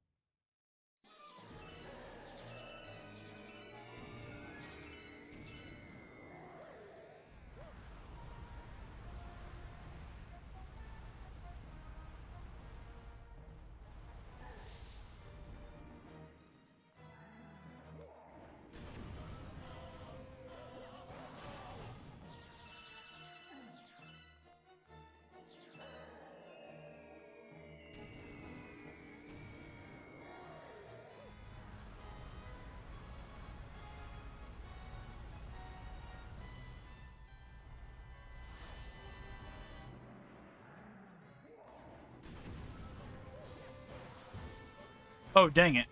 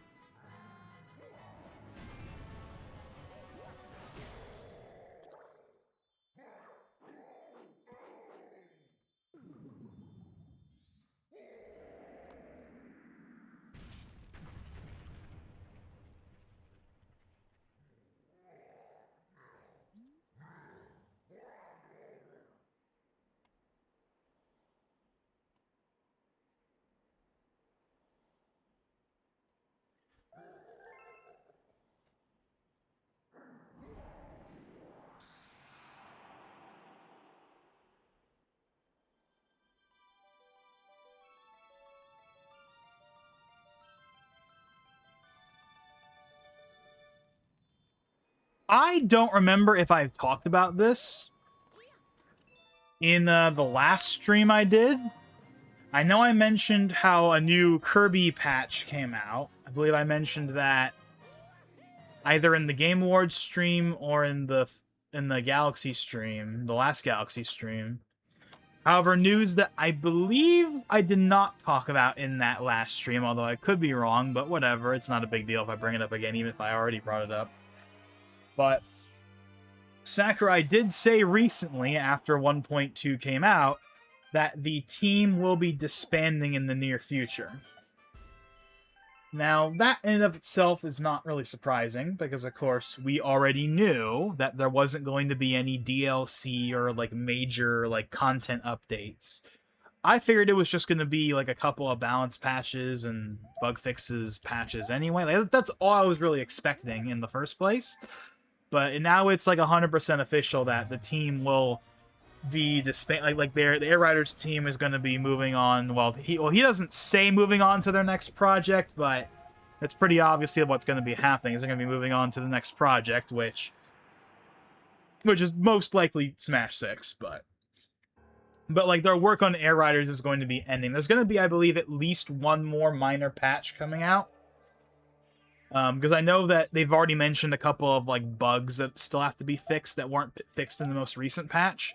So we'll probably get 1.2.1, but I don't know if we're going to get like a 1.3. We might just be getting, 1.2x patches for the foreseeable future if we get anything, just to fix some like really big bug or something that gets discovered. But essentially, we're like, so even because the thing is, this 1.2 update wasn't just bug fixes and balance changes. It did have that, but it also had some new like quality of life additions, a la what we've been getting in Mario Kart for the last couple of updates. No content additions, but quality of life updates for various modes, which is nice. And I wouldn't expect us to get any more of those going forward. I think that the quality of life updates we just got in Kirby Air Riders is probably going to be it. I don't think we're going to get any more. I mean, it's possible we'll get a 1.3, but I think we're just going to get a 1.21 or 1.22, and then that'll be basically it. Unless something like really big unless something like really big gets discovered that like needs to be updated.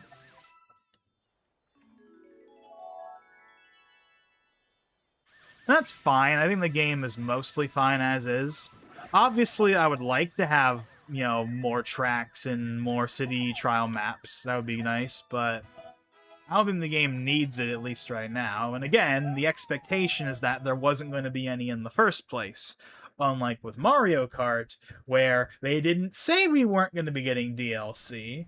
And also, it's Mario Kart, so it's obviously getting it anyway. But with Kirby, they just straight up said that it wasn't going to be getting any. Now, that didn't surprise me. Like when Sakurai first announced that in the last Air Riders Direct, that didn't surprise me because I didn't expect it to get DLC, or at least major DLC anyway. I kind of figured if it got DLC at all, it would be in the form of like a free update. Like, hey, we'll add in some new customization stuff in a free update, and they'll just be free, like that kind of thing. I wasn't expecting us to get like a pass with like new tracks or anything like that, or new city trial maps. I wasn't expecting that. And that's fine. And obviously I do want them to move on to... I'm glad we got Air Riders, but I obviously do want them to move on to Smash 6 as soon as possible at the same time as well, so I don't have any issue with the team moving on already. Obviously, if any like really big game-breaking stuff shows up, I'm sure it'll get patched. But aside from that, I'm not really expecting much else from it, and that's fine. Alrighty, Space Storm Galaxy. This has one of my favorite music tracks in the game. This is another, like, Galaxy 1 tier, like, music track for me. I mentioned last time around that, you know, I like Galaxy 2's soundtrack, but it's definitely nowhere near as iconic and memorable as the first game's soundtrack. But when it has a good piece of music, it has a good piece of music. And this is one of them. This one is very unique, too. It's unlike any of the other music tracks in both the first or second game. It's very much its own thing, but it's still really solid.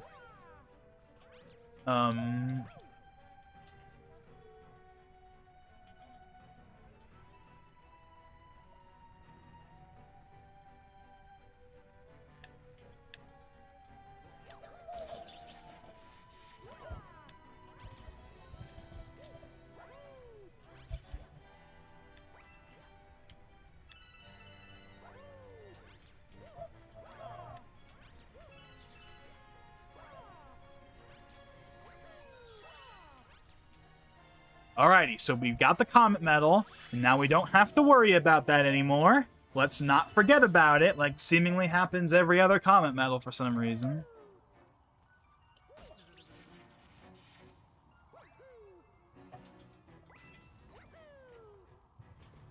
Yeah, I really like the feel of this music track. Again, it's very good, but it's also very unique. It doesn't sound like any other music track in Galaxy 1 or 2, but it still has that Galaxy flair, you know?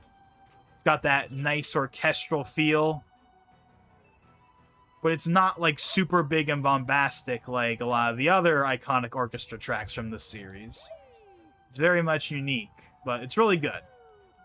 Now, that's the main takeaways. It's good. It's pretty good. If you haven't heard it on its own, you really should, because it's a really solid listen, I feel. It has a very different feel than all the other orchestral tracks, but anyway. Okay, where the heck is the bomb? Where's the bomb thing?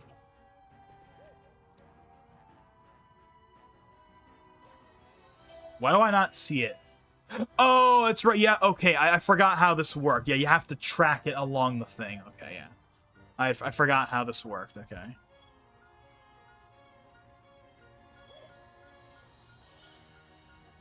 There we go.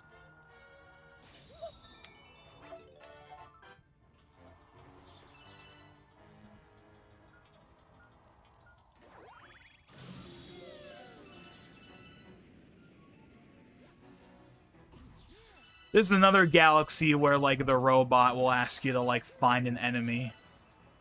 I believe it's on this planet, too. Although, obviously, we can't do that mission yet. We have to wait until we get the postcard before we can do it.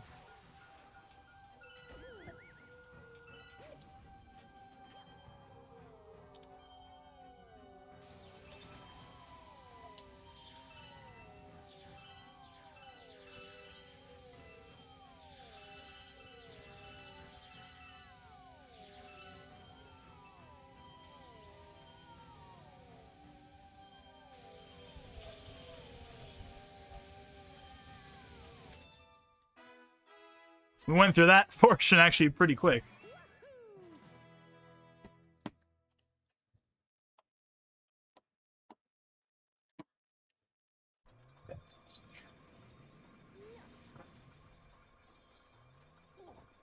I am very curious to see how much Air Riders is going to end up selling overall. Because Air Riders, well, obviously it has the advantage of being a Sakurai product, which definitely pushes its notability far higher than it ever would have otherwise. It is still a Kirby racing game. It's by its nature niche. I mean, the original game was niche, even for a GameCube game. I believe the original game sold about like 1.5 million, 1.3 million, you know, which for the GameCube standards was probably okay, but nowadays that would be considered a flop, at least in the eyes of the internet anyway. I'm sure Air Riders has already surpassed that number, if not doubled it. We'll have to see. My guess is, the way I look at it is, it'll probably end up at like 3 to 5 million, which is like 2 to 3 times the number of like the original game on the GameCube. So that'll probably still be seen as a win. And again, it's a niche game. Most of the people that have got it or are going to end up getting it are going to be basically people that were really into the first game, or people that have to play every game Sakurai makes. I fall into the latter of that camp. I got it because it's the new Sakurai game, so I can't not get it. And it is fun, and I like it, but the number one reason I got it was because it was the next Sakurai game. The game itself was secondary.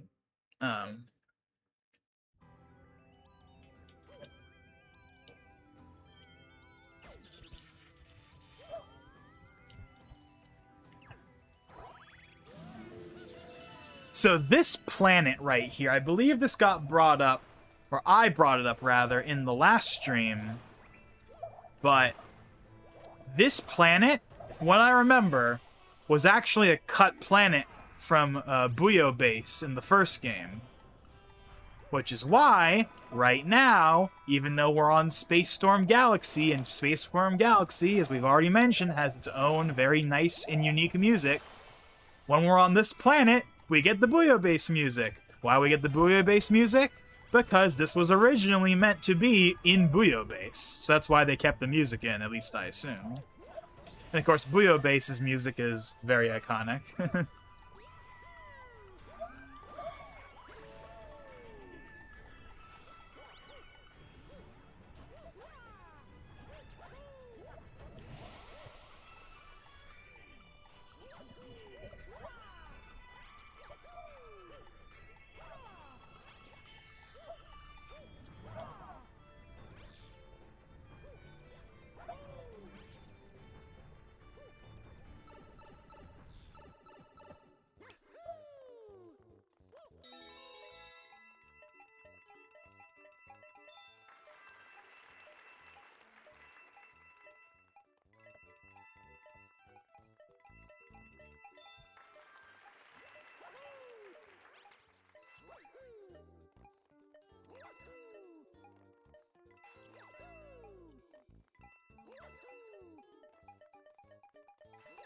Oh, dang it.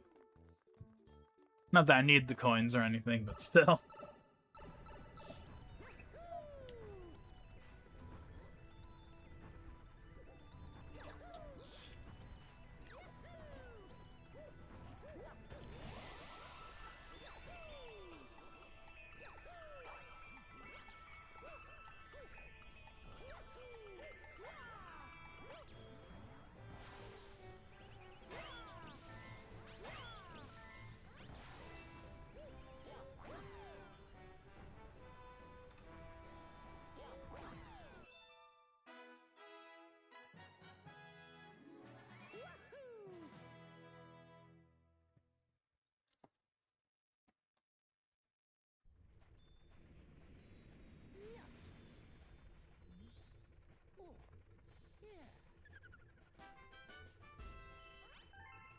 Two hours and 6 minutes.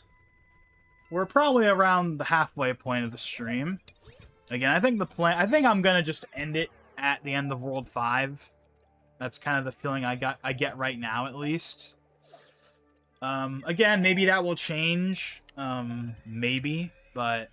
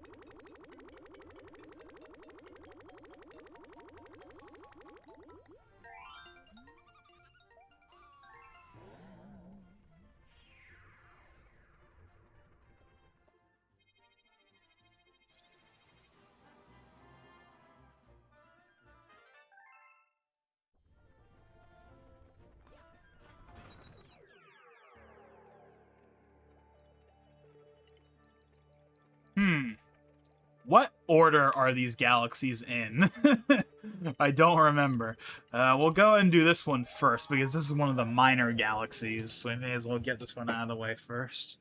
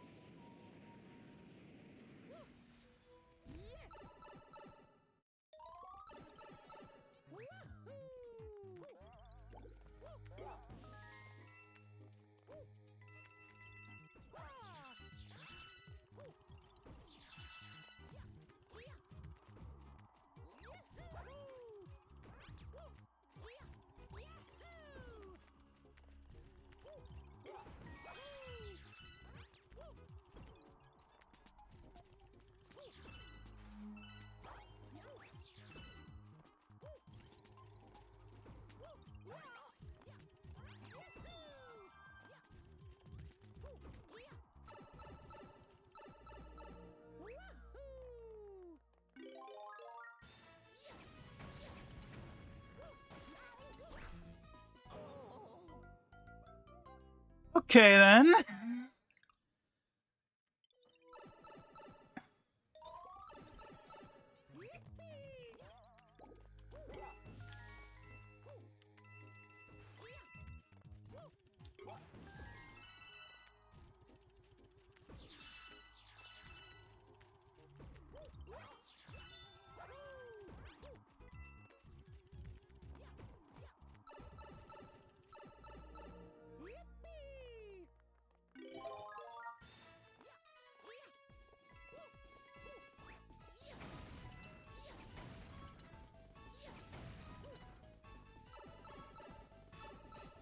Oh boy, this is the harder one.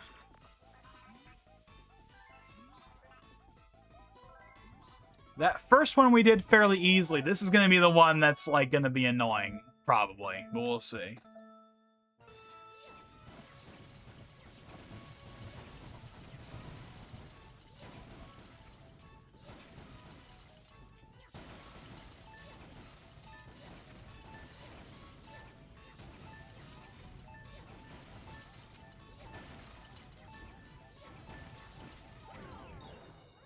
We did all right for our first attempt.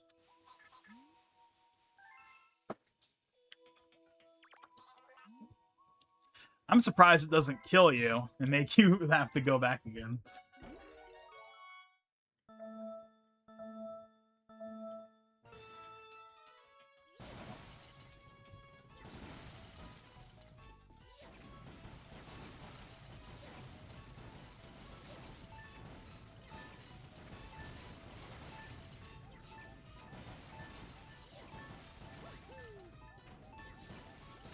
And I just figured out what the strategy is for that.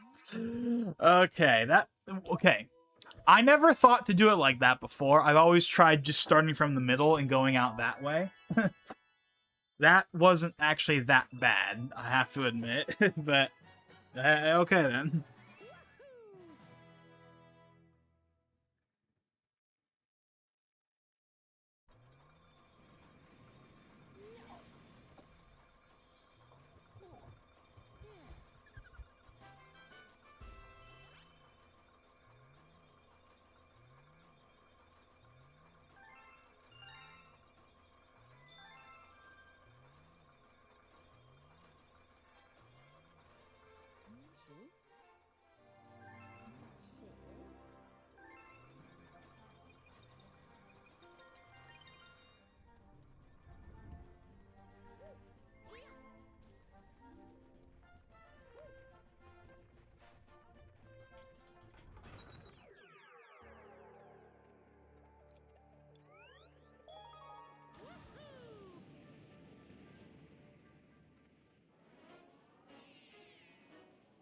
Gosh, I know I keep saying this, but I really wish I had more to talk about. But I just don't. I just don't have anything else to talk about right now. Like, I just don't.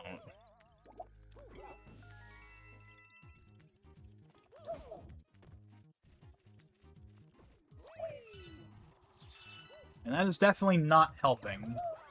I think the stream is already not doing great, even outside of that, but that's definitely not helping.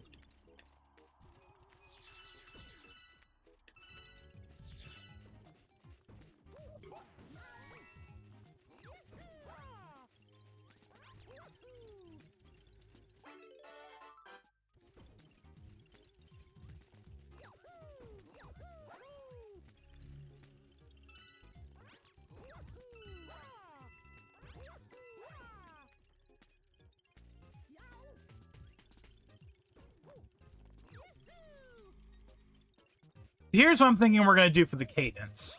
We're gonna do, so yeah, World's War, 4 and 5 is this stream, and then next stream will be World 6 and the World S, and then the stream after that will be us starting the Green Stars. I think that's gonna be what we do. I think from this point onward, we're gonna do 2 worlds worth of stuff, at least for the remainder of the rest of the main worlds. Again, once we get to the Green Stars, that'll be a little different, but because the Green Stars will go by faster, probably. But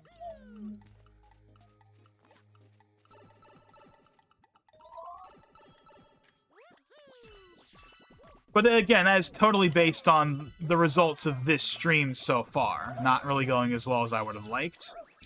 Definitely not doing as good as we were, like, the last stream we did turned out pretty good, I thought. This one is definitely not, at least right now.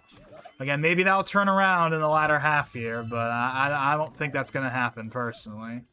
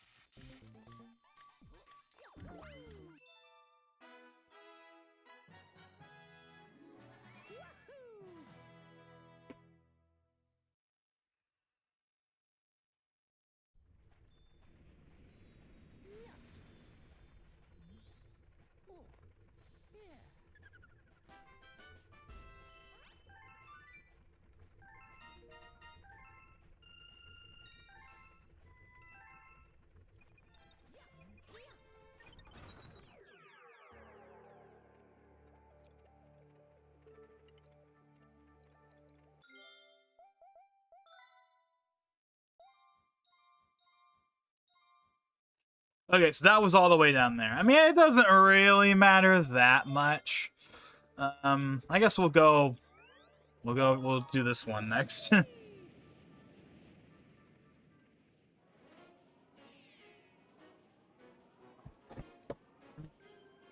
I'm sure you've noticed, I haven't really brought it up because it hasn't been that big of a deal, but for some reason my cursor is being a bit more laggy than it should, even though the controller itself is working fine.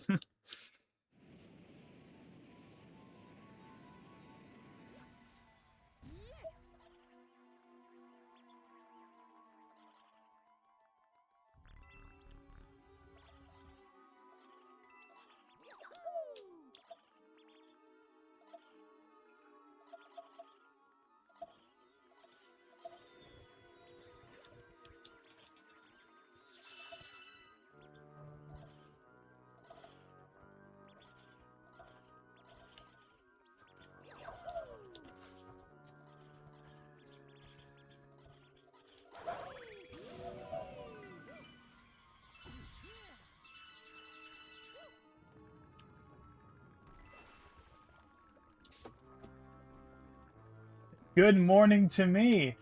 Hi, welcome back to the stream. I remember you. You were here last time around. Nice to see you back. To be completely honest, the stream has been kind of dead for most of it, so it's nice to see someone finally pop in here. So thank you for being here once again. As you can see, we have made it to World 5 here on the Boo Galaxy. We did Space Storm and the Upside Down Galaxy. So yeah, that's where we are right now. I've been saying for a little while now that I think I'm gonna, like, Because, of course, last stream we did Worlds 1, 2, and 3. My feeling was that I was going to stop at World 5, so we would do all of World 5 and we would call it then, and then we would do World 6 and World S next time. But, of course, the title of the stream does say 4, 5, and maybe 6 for a reason. Because I was kind of like, yeah, we'll see. We'll see. And honestly, this stream hasn't really turned out as great. It wasn't, you know, this stream is not as good as it was last time around. So I've kind of been like, maybe we'll just go to World 5 and we'll call it then. But I don't know. We'll see. Now that you're here, maybe we'll press on longer. We'll see. Although, to be honest, and this is one of the reasons why I feel like the stream has not turned out as well as it could have, although it's certainly not the only reason. It's because I don't really have that much to talk about right now, honestly. I mean, I've talked about like 1 or 2 things, but like I've been struggling to come up with things to talk about, to be honest, because it's only been a few days since the last stream and nothing really significant has happened in that time.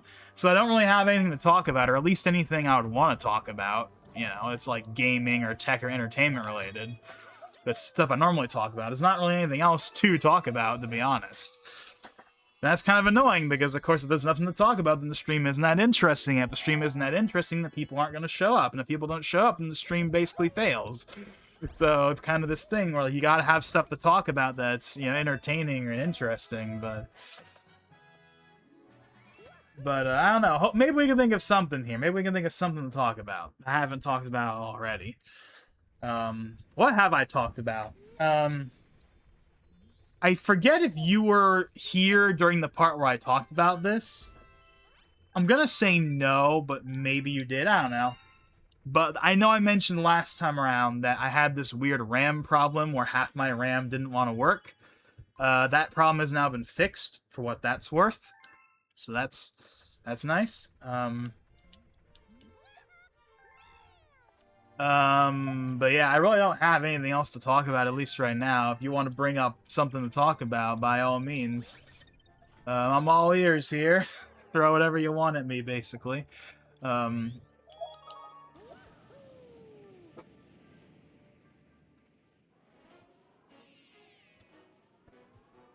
yeah, so you say that you just got up. So that means you do not live in America. You definitely are not from America if you just woke up. I don't know where you're from, obviously, but you're definitely not from America. My guess is somewhere in Europe or Australia.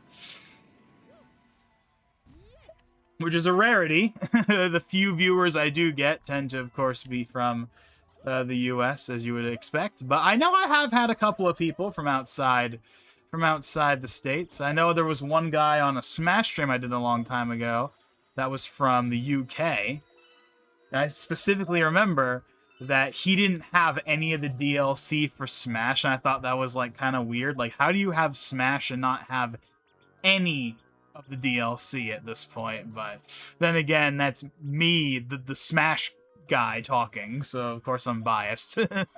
but even still, like, really, not even Piranha Plant, not even Fires Past Volume 1, but hey, I don't know, maybe he's not like really into it or something. And I mean, if that's the case, that's understandable. I get not wanting to spend, you know, 50-something bucks to buy all the DLC or whatever, if you're not really all that into it and you're just playing it for the heck of it.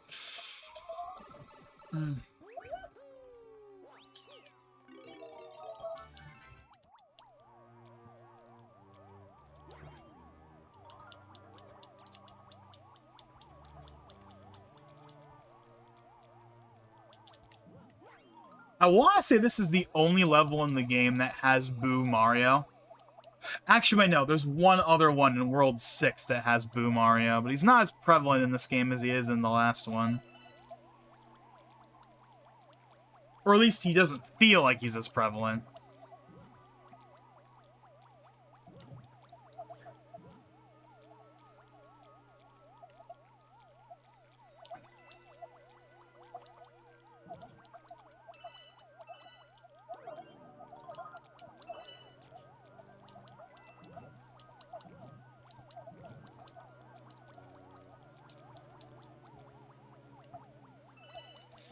I'm not sure if I mentioned this last time or not, but I swear that, like, the like the stars like shine sound effect is the exact same as the shine sprite in Sunshine.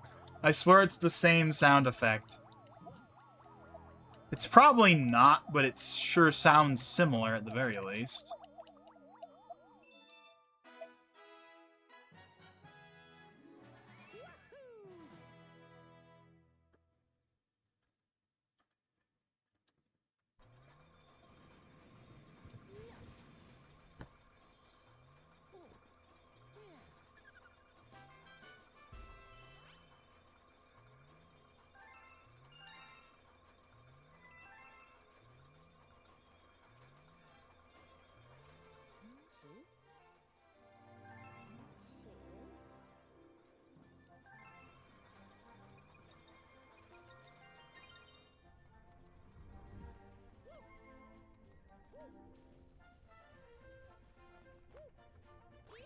But yeah, I don't know. As of right now, I really do think that, like, yeah, we're gonna stop at the end of World 5. And then once that happens, I'm gonna wait, like, longer than I did this time around to do the next stream, to see if I can wait for some more topics to build up. I don't want to wait too long. Again, my plan is I want to have all of these streams done by the end of the year. But ideally before Christmas. Not that it really matters if it's done before that point. It's just kind of like just a general target. But if I want to make more space between the streams to build up more topics to talk about, then maybe we'll have to extend it a little bit. I don't know. For what it's worth, looking back on the Galaxy 1 streams, the Galaxy 1 streams took me around a month to complete. So maybe this will end up going into January for some reason. I don't think it will. I think we're going to get it finished before that point, but I don't know. We'll see.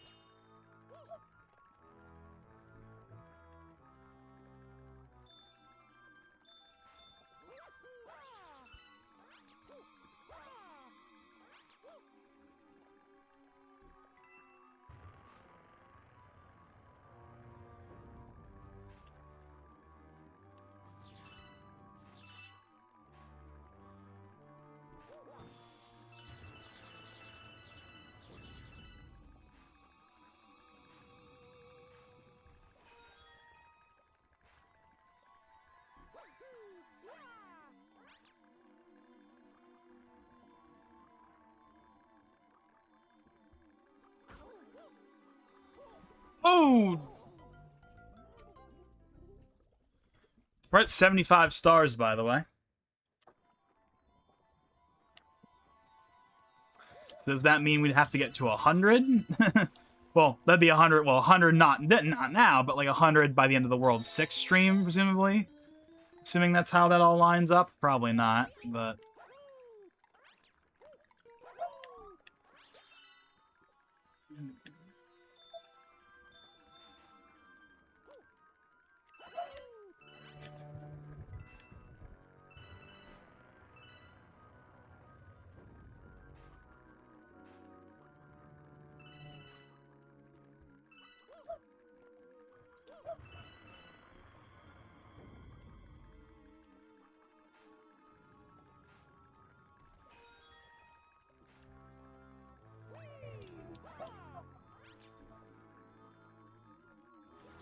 Oh, dang it.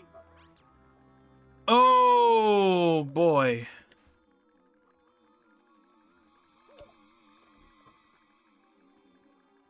There we go.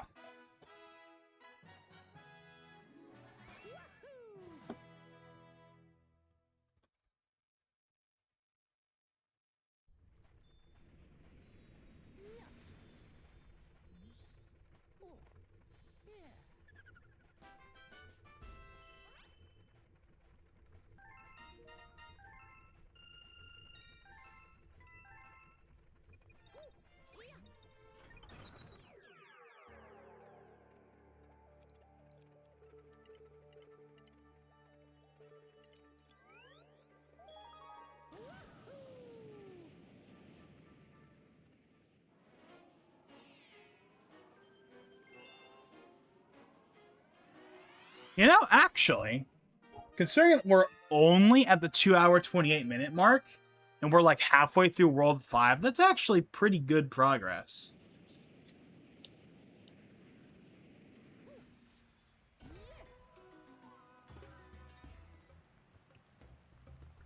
Again, I think we're going to stop at the end of this world, because I don't think the stream is really worth... Because, like, I mean, do you really want to sit... You know, do you really want me to just sit here and play World 6 without saying anything for another 2 hours? Yeah. That's kind of what I figured. So I think we're gonna finish World 5, and then we're gonna call it. And I'm gonna wait longer, maybe like a week, until we do the next one, and hopefully I'll have more to talk about when that happens, and hopefully more people will show up in general. There aren't as many people this time around. Again, Ethan showed up like near the beginning, and Mr. Paws HD just showed up recently. That was nice, but he just got up though, so I think he just popped in just to, you know, say hi basically, and you know, he probably isn't going to show up for the rest of the stream. But that's fair enough. I mean, he just woke up, so I'm sure he has other things more important to do than watch me sit here not saying anything for 2 more hours. But that's okay. You know, hopefully he'll show up next time around when things are hopefully more interesting. But for the time being, we're gonna round out World 5, and then I think that'll be it.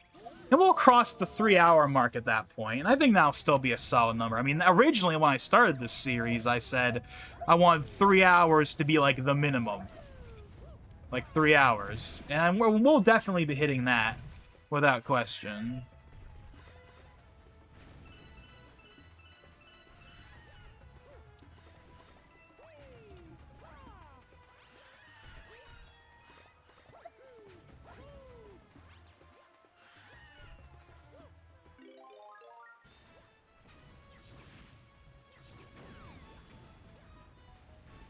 Yeah, I wonder what time zone he lives in, though, if he just woke up. Again, my guess is somewhere in Europe, but then again, it could be Australia or New Zealand. I don't know. Who knows? Either way, it's definitely far from America.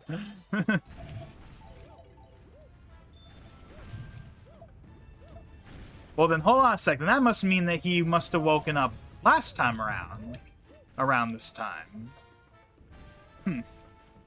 Well, anyway.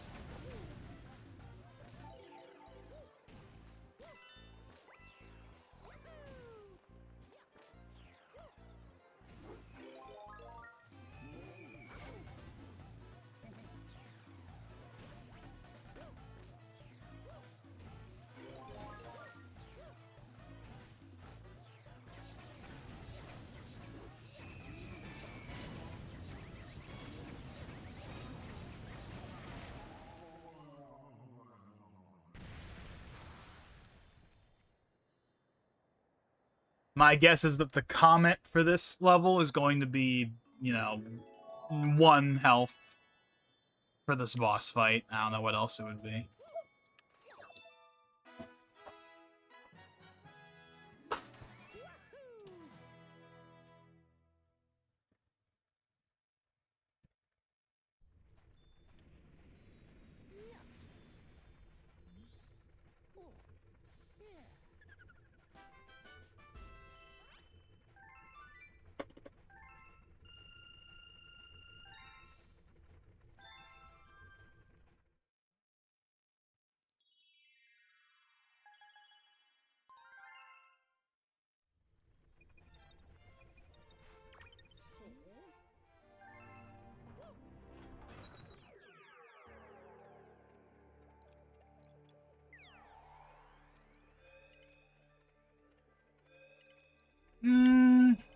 No, no, no. Don't be lazy. I was gonna say, I almost want to not do any more of these right now. I'd almost rather just concentrate on, like, the main levels, but nah.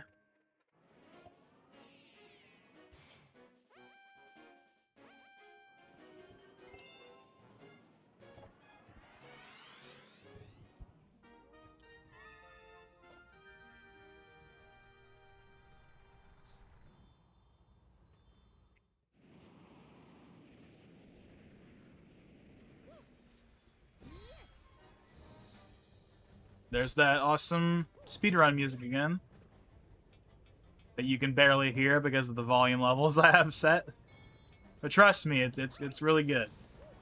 Not as good as the first game's amazingly iconic version, but still really good.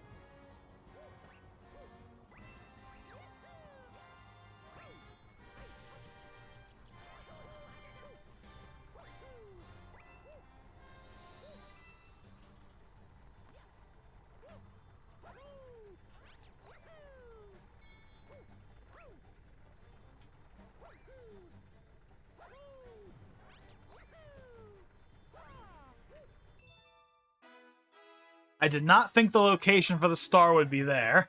I thought it would be a little further along, but okay.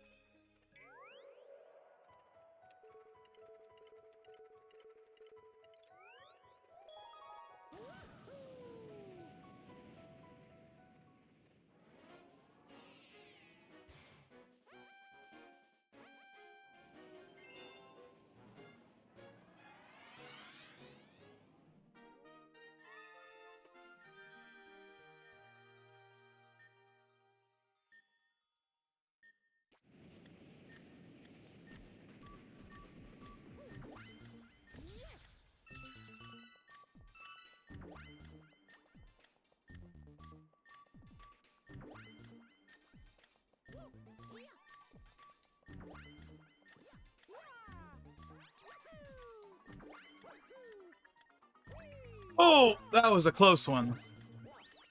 At least I have a checkpoint this time.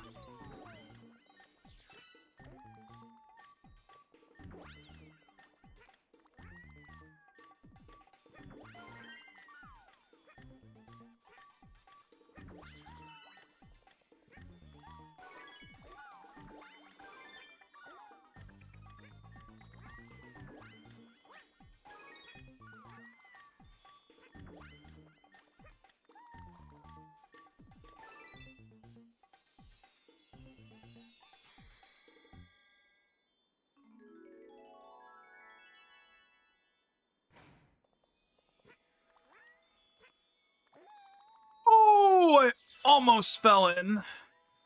I didn't, but I almost did.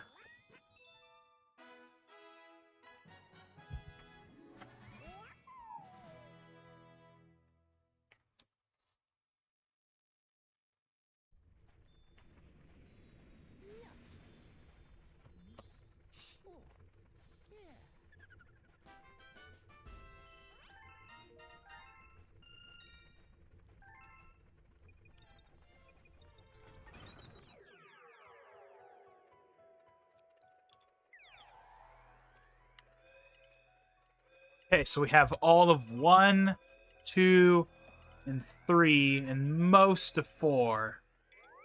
As far as, like, the comments are concerned, at least. Obviously, again, green stars, but that's a different time.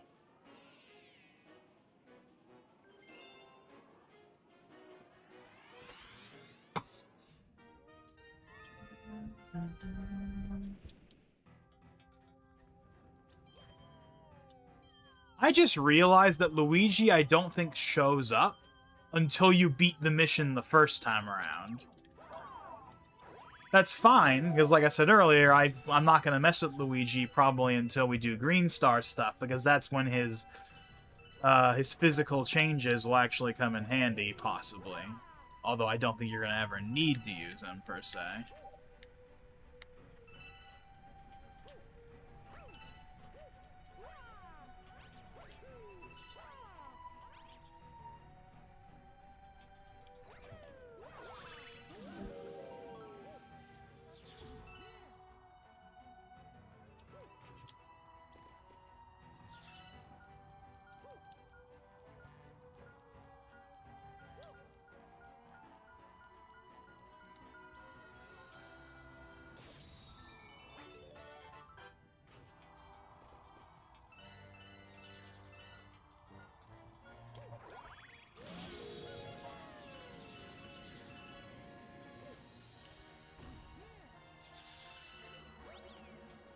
So like I said last time, I believe it's on this planet. And I think I have to get one of these guys.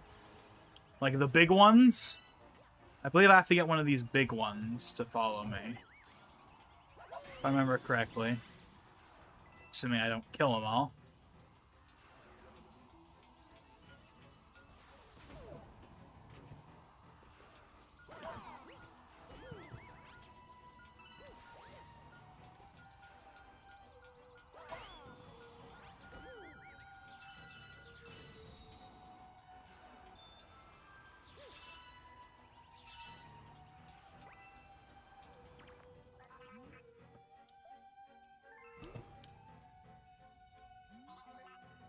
Yes, yeah, I was right.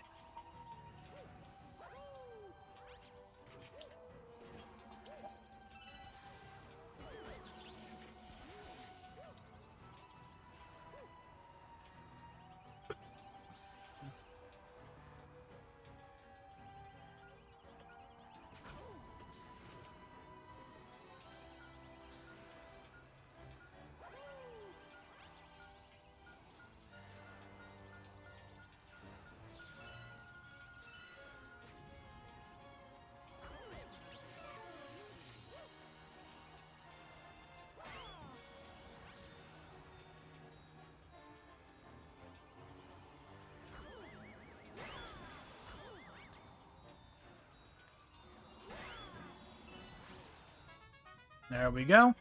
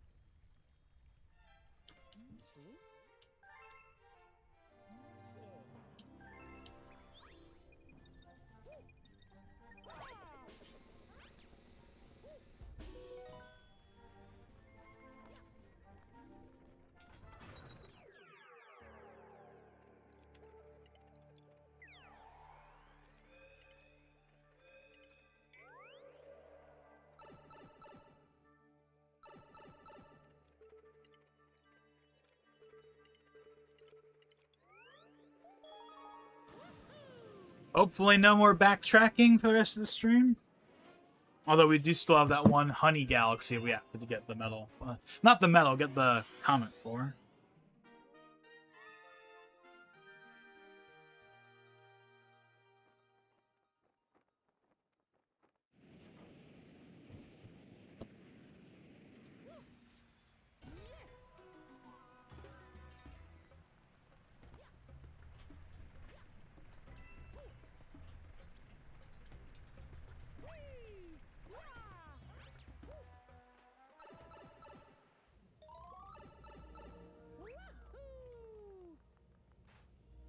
I don't think we've heard this music the entire game.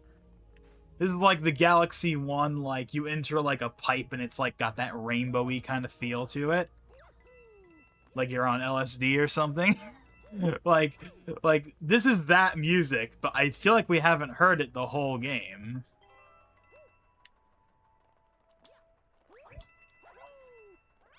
Even though it's very common in the first game. We've probably heard it at some point, and I just haven't noticed, but, you know. Okay. That pipe right there, that orange one, is, like, the important one.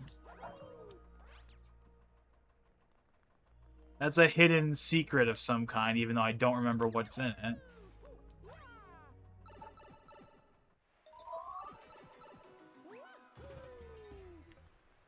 Or not? Wait, what? Okay, it may have pushed me a little forward, but it didn't. It wasn't like a hidden. Well, no, because we've already established that the medal for this galaxy, the medal. I think I've flubbed my fair share of lines this stream. I know it happened on the last stream as well, but that didn't happen until we were like 4-something hours in at that point. We're only at like the 2-hour, 40-minute mark, but it's probably not helped by the fact that I haven't really had much engagement this stream.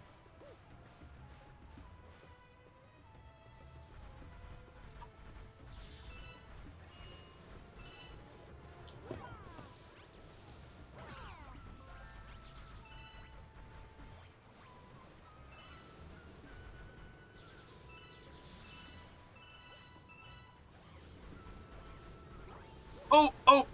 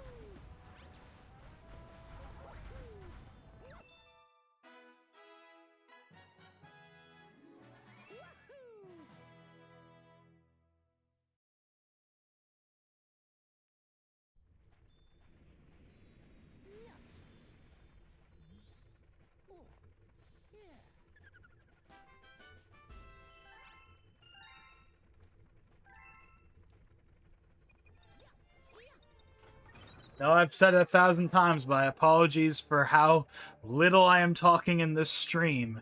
But I just don't have anything to talk about.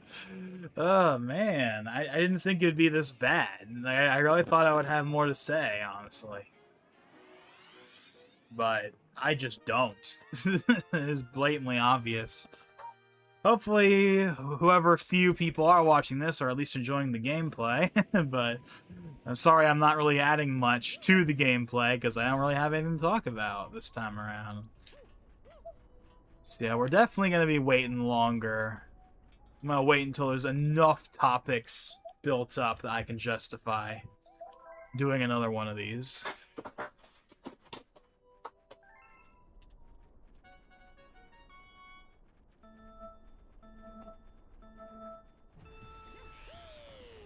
This music is also really good. And it only plays on this level. It doesn't even play on the one after this. Yes, I know. I just missed the gate.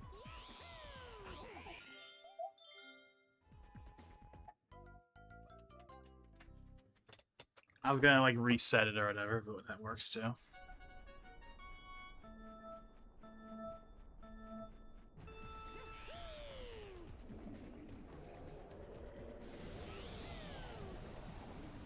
Yeah, this track is also really good.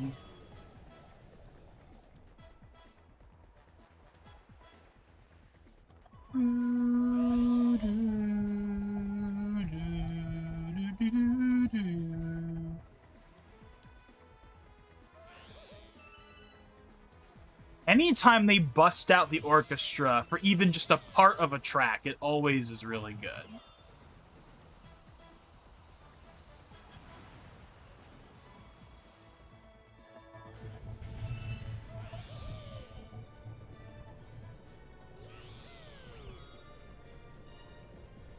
Yeah, I missed one. I knew I did, I just don't know where it is.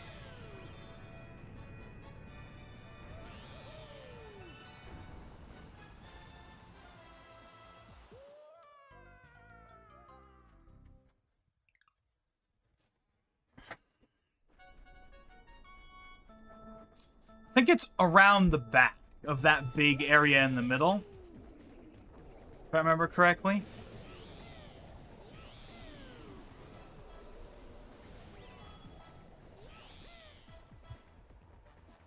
Yeah. There we go.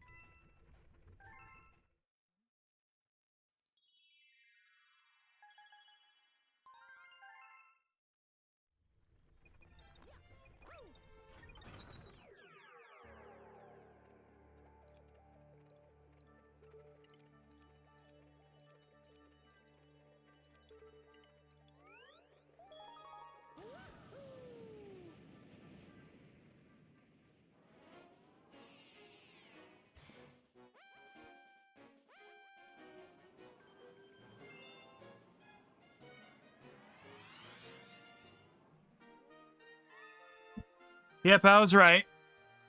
Anytime there is a mission in either of the Galaxy games that's a boss fight, you can be set that like the comet is going to be, you know, fight the boss with 1 health.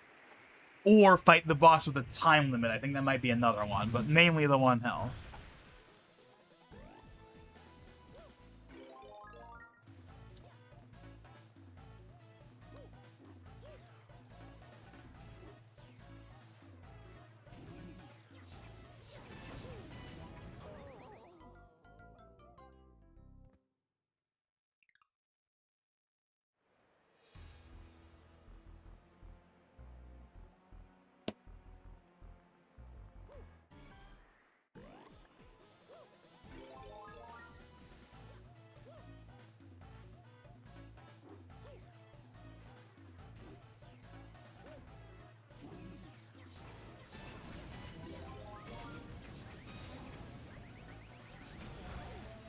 Oh, dang it. Got too close.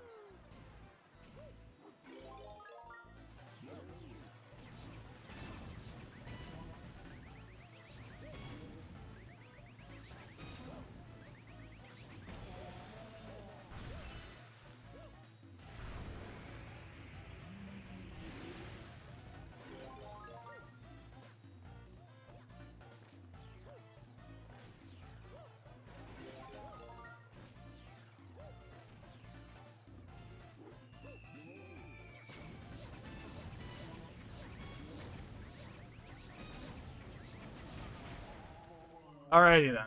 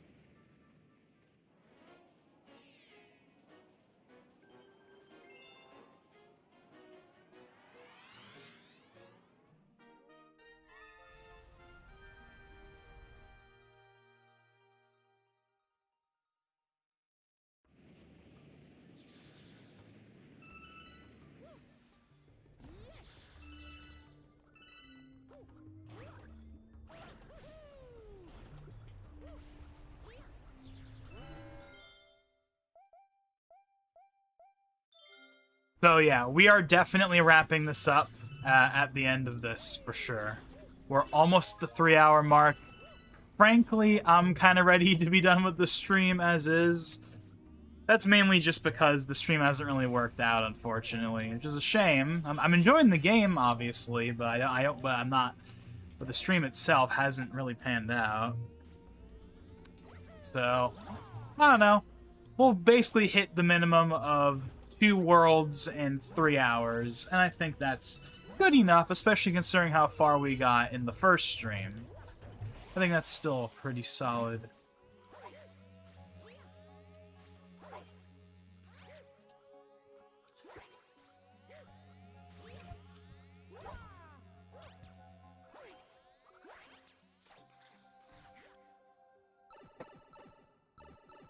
Okay, yeah, I knew this was another chimp one.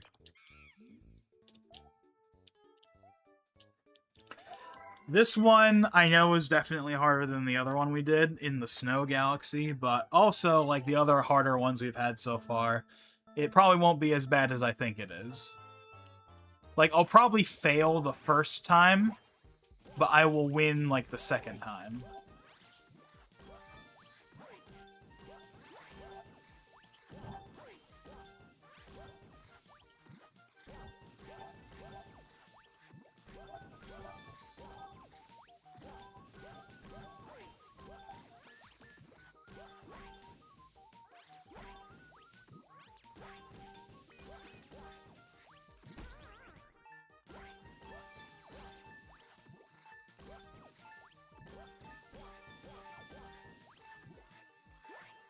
There we go. Just barely. But we did do it.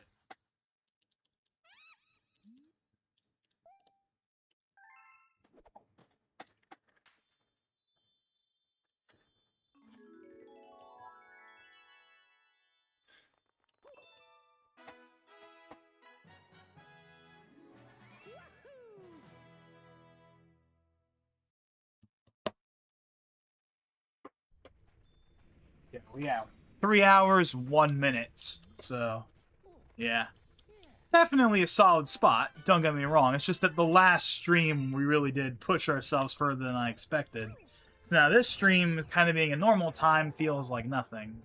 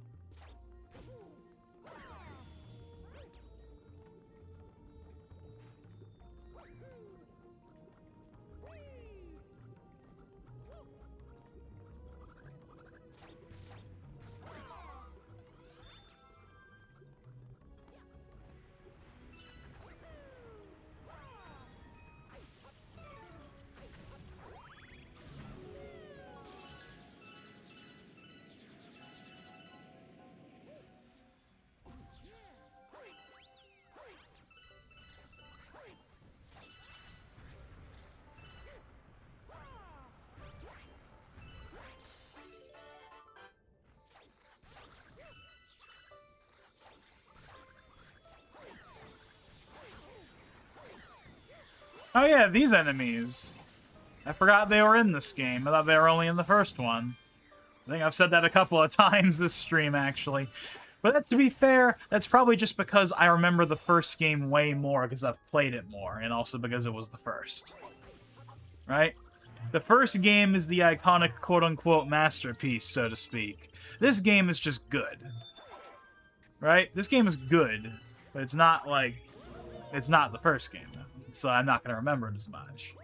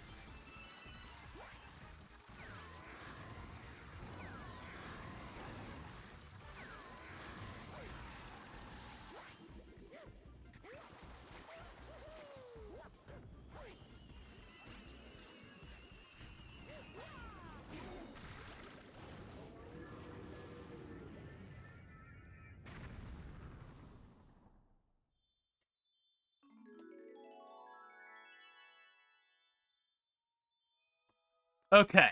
Before I grab this star, I gotta mention the obligatory thing I'm sure everyone is gonna want me to mention. Hold on. There we go. Those guys.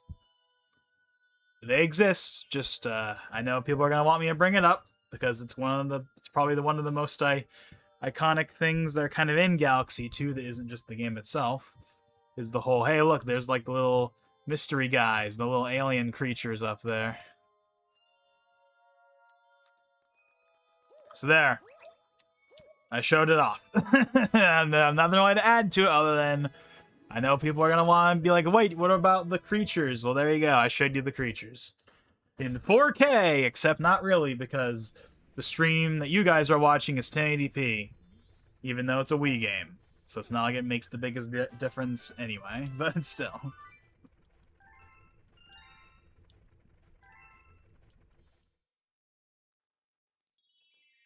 Wow, immediately. Okay.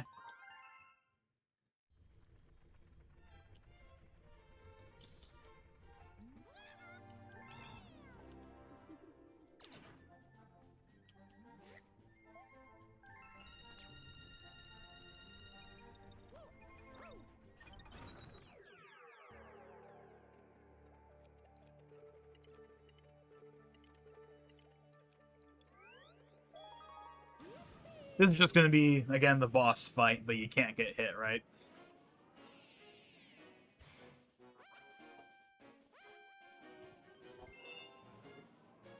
Actually, no, it's not that. Oh, yeah. Okay, so it is different. Okay.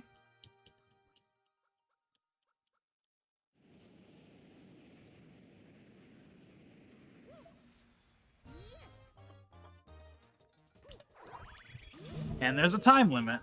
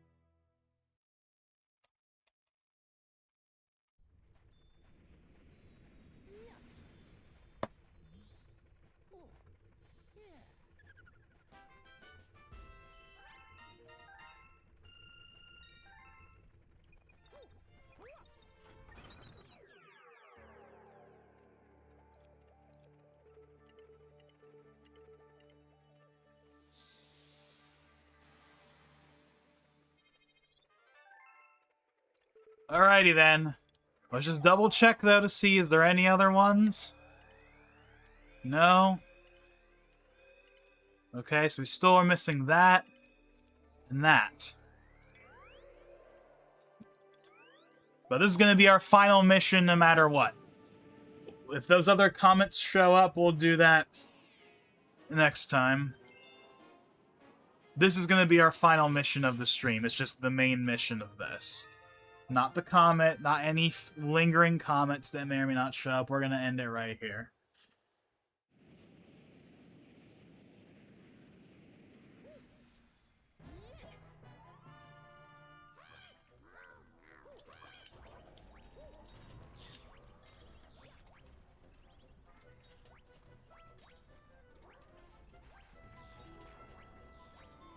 I like how they incorporate, like, the previous boss fight into, like, the intro of this level.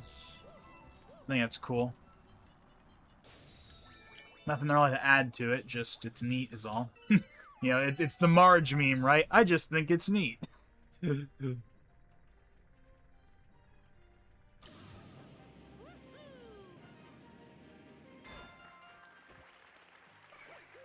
It feels weird not hearing the Wii remote's like really low quality audio, like you know, like pop off when you hit that. Because on the Wii, of course, the the really crunchy Wii audio would play whenever you would hit the target, and it feels weird not hearing that.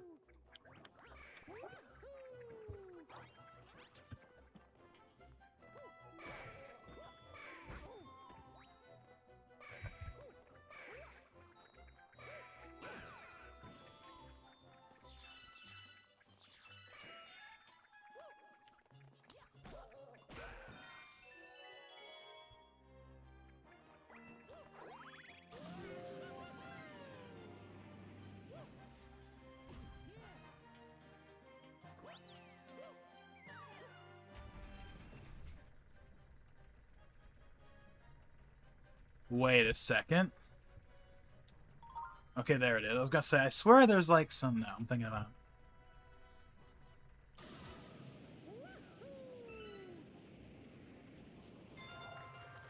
Yeah, oh man, it feels so weird not hearing the Wii Remote's crunchy audio pop off. It feels really weird not hearing that. It's like baked into the game on a level I didn't expect.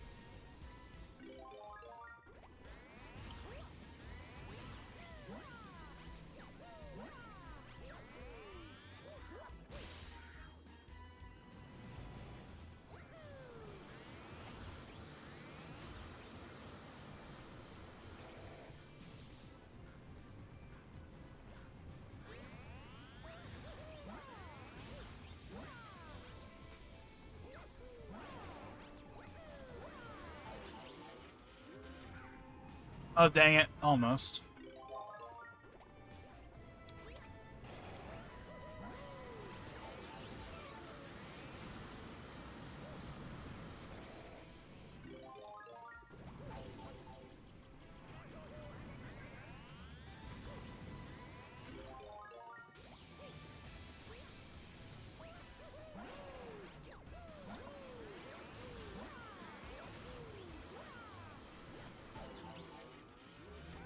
Oh, dang it.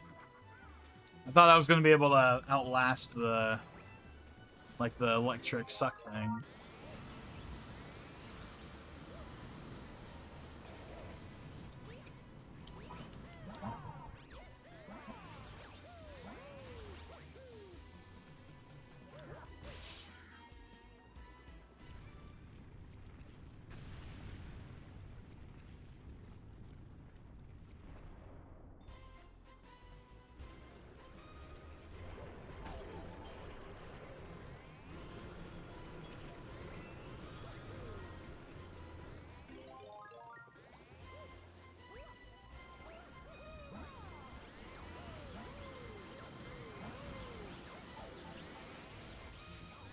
Oh, oh, oh, dang it. I could have wall jumped off that. Ah, fine, whatever. We'll do it the real way.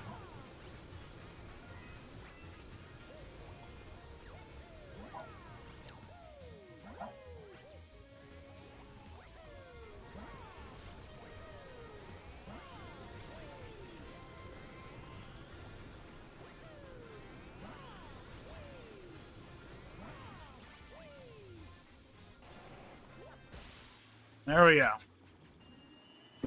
3 hours, 16 minutes. That's a solid time, I'd say. Considering that the last stream was like 5 hours, 40-something minutes for 3 worlds, I'd say 3 hours, something minutes is pretty solid for 2, all things considered. Even if it did feel like the stream dragged, at least for me, more than it should have, just because it didn't really turn out that well. But again, as I've said probably 5 times already this stream, if not 10, you know, you can't win them all. You're going to have those really good streams that go on for a long time because you're enjoying yourself. Then you're going to have the ones that kind of drag because it's not really working out. But hey, hopefully next time around things will be better. 87 is our final tally for this stream.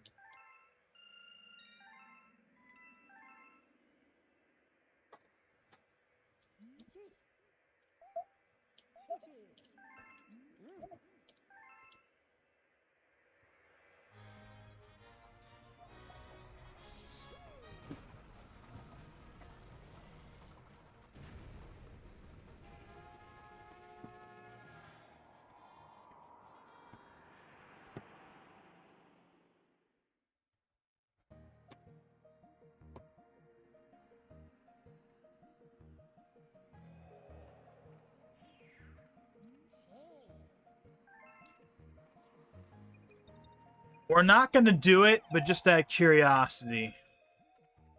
Wow, it's already there. The comment for the boss fight is already there. That's funny. Alrighty then.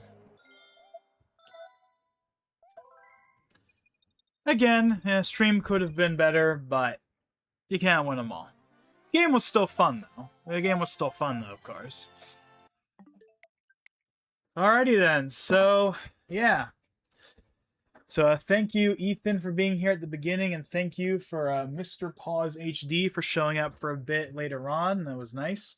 Again, as I've said 1,000 times already, could have been better. The stream definitely was not as good as the stream we did last time. But hey, hopefully next time around will be better. And yeah, so we still got some decent progress, though. We didn't do 3 worlds this time around. We did only 2. But that's still 2 worlds, and considering that, again, the Galaxy 1 stream for the same amount of stars, 242, was around 9 hours. 9 hours was around 9 streams. The fact that we're 2 streams in and we're already at the 6th world, I'd say is pretty good. You know, maybe we'll be able to finish the entire series in 6 streams. That'll cut us down by 3 streams compared to Galaxy 1. But I don't know. We'll see. But anyways, for those of you that did end up watching this live or after the fact, thank you for watching, despite how much this stream didn't really pan out in my opinion. But if you guys still managed to enjoy it either way, then thank you for watching.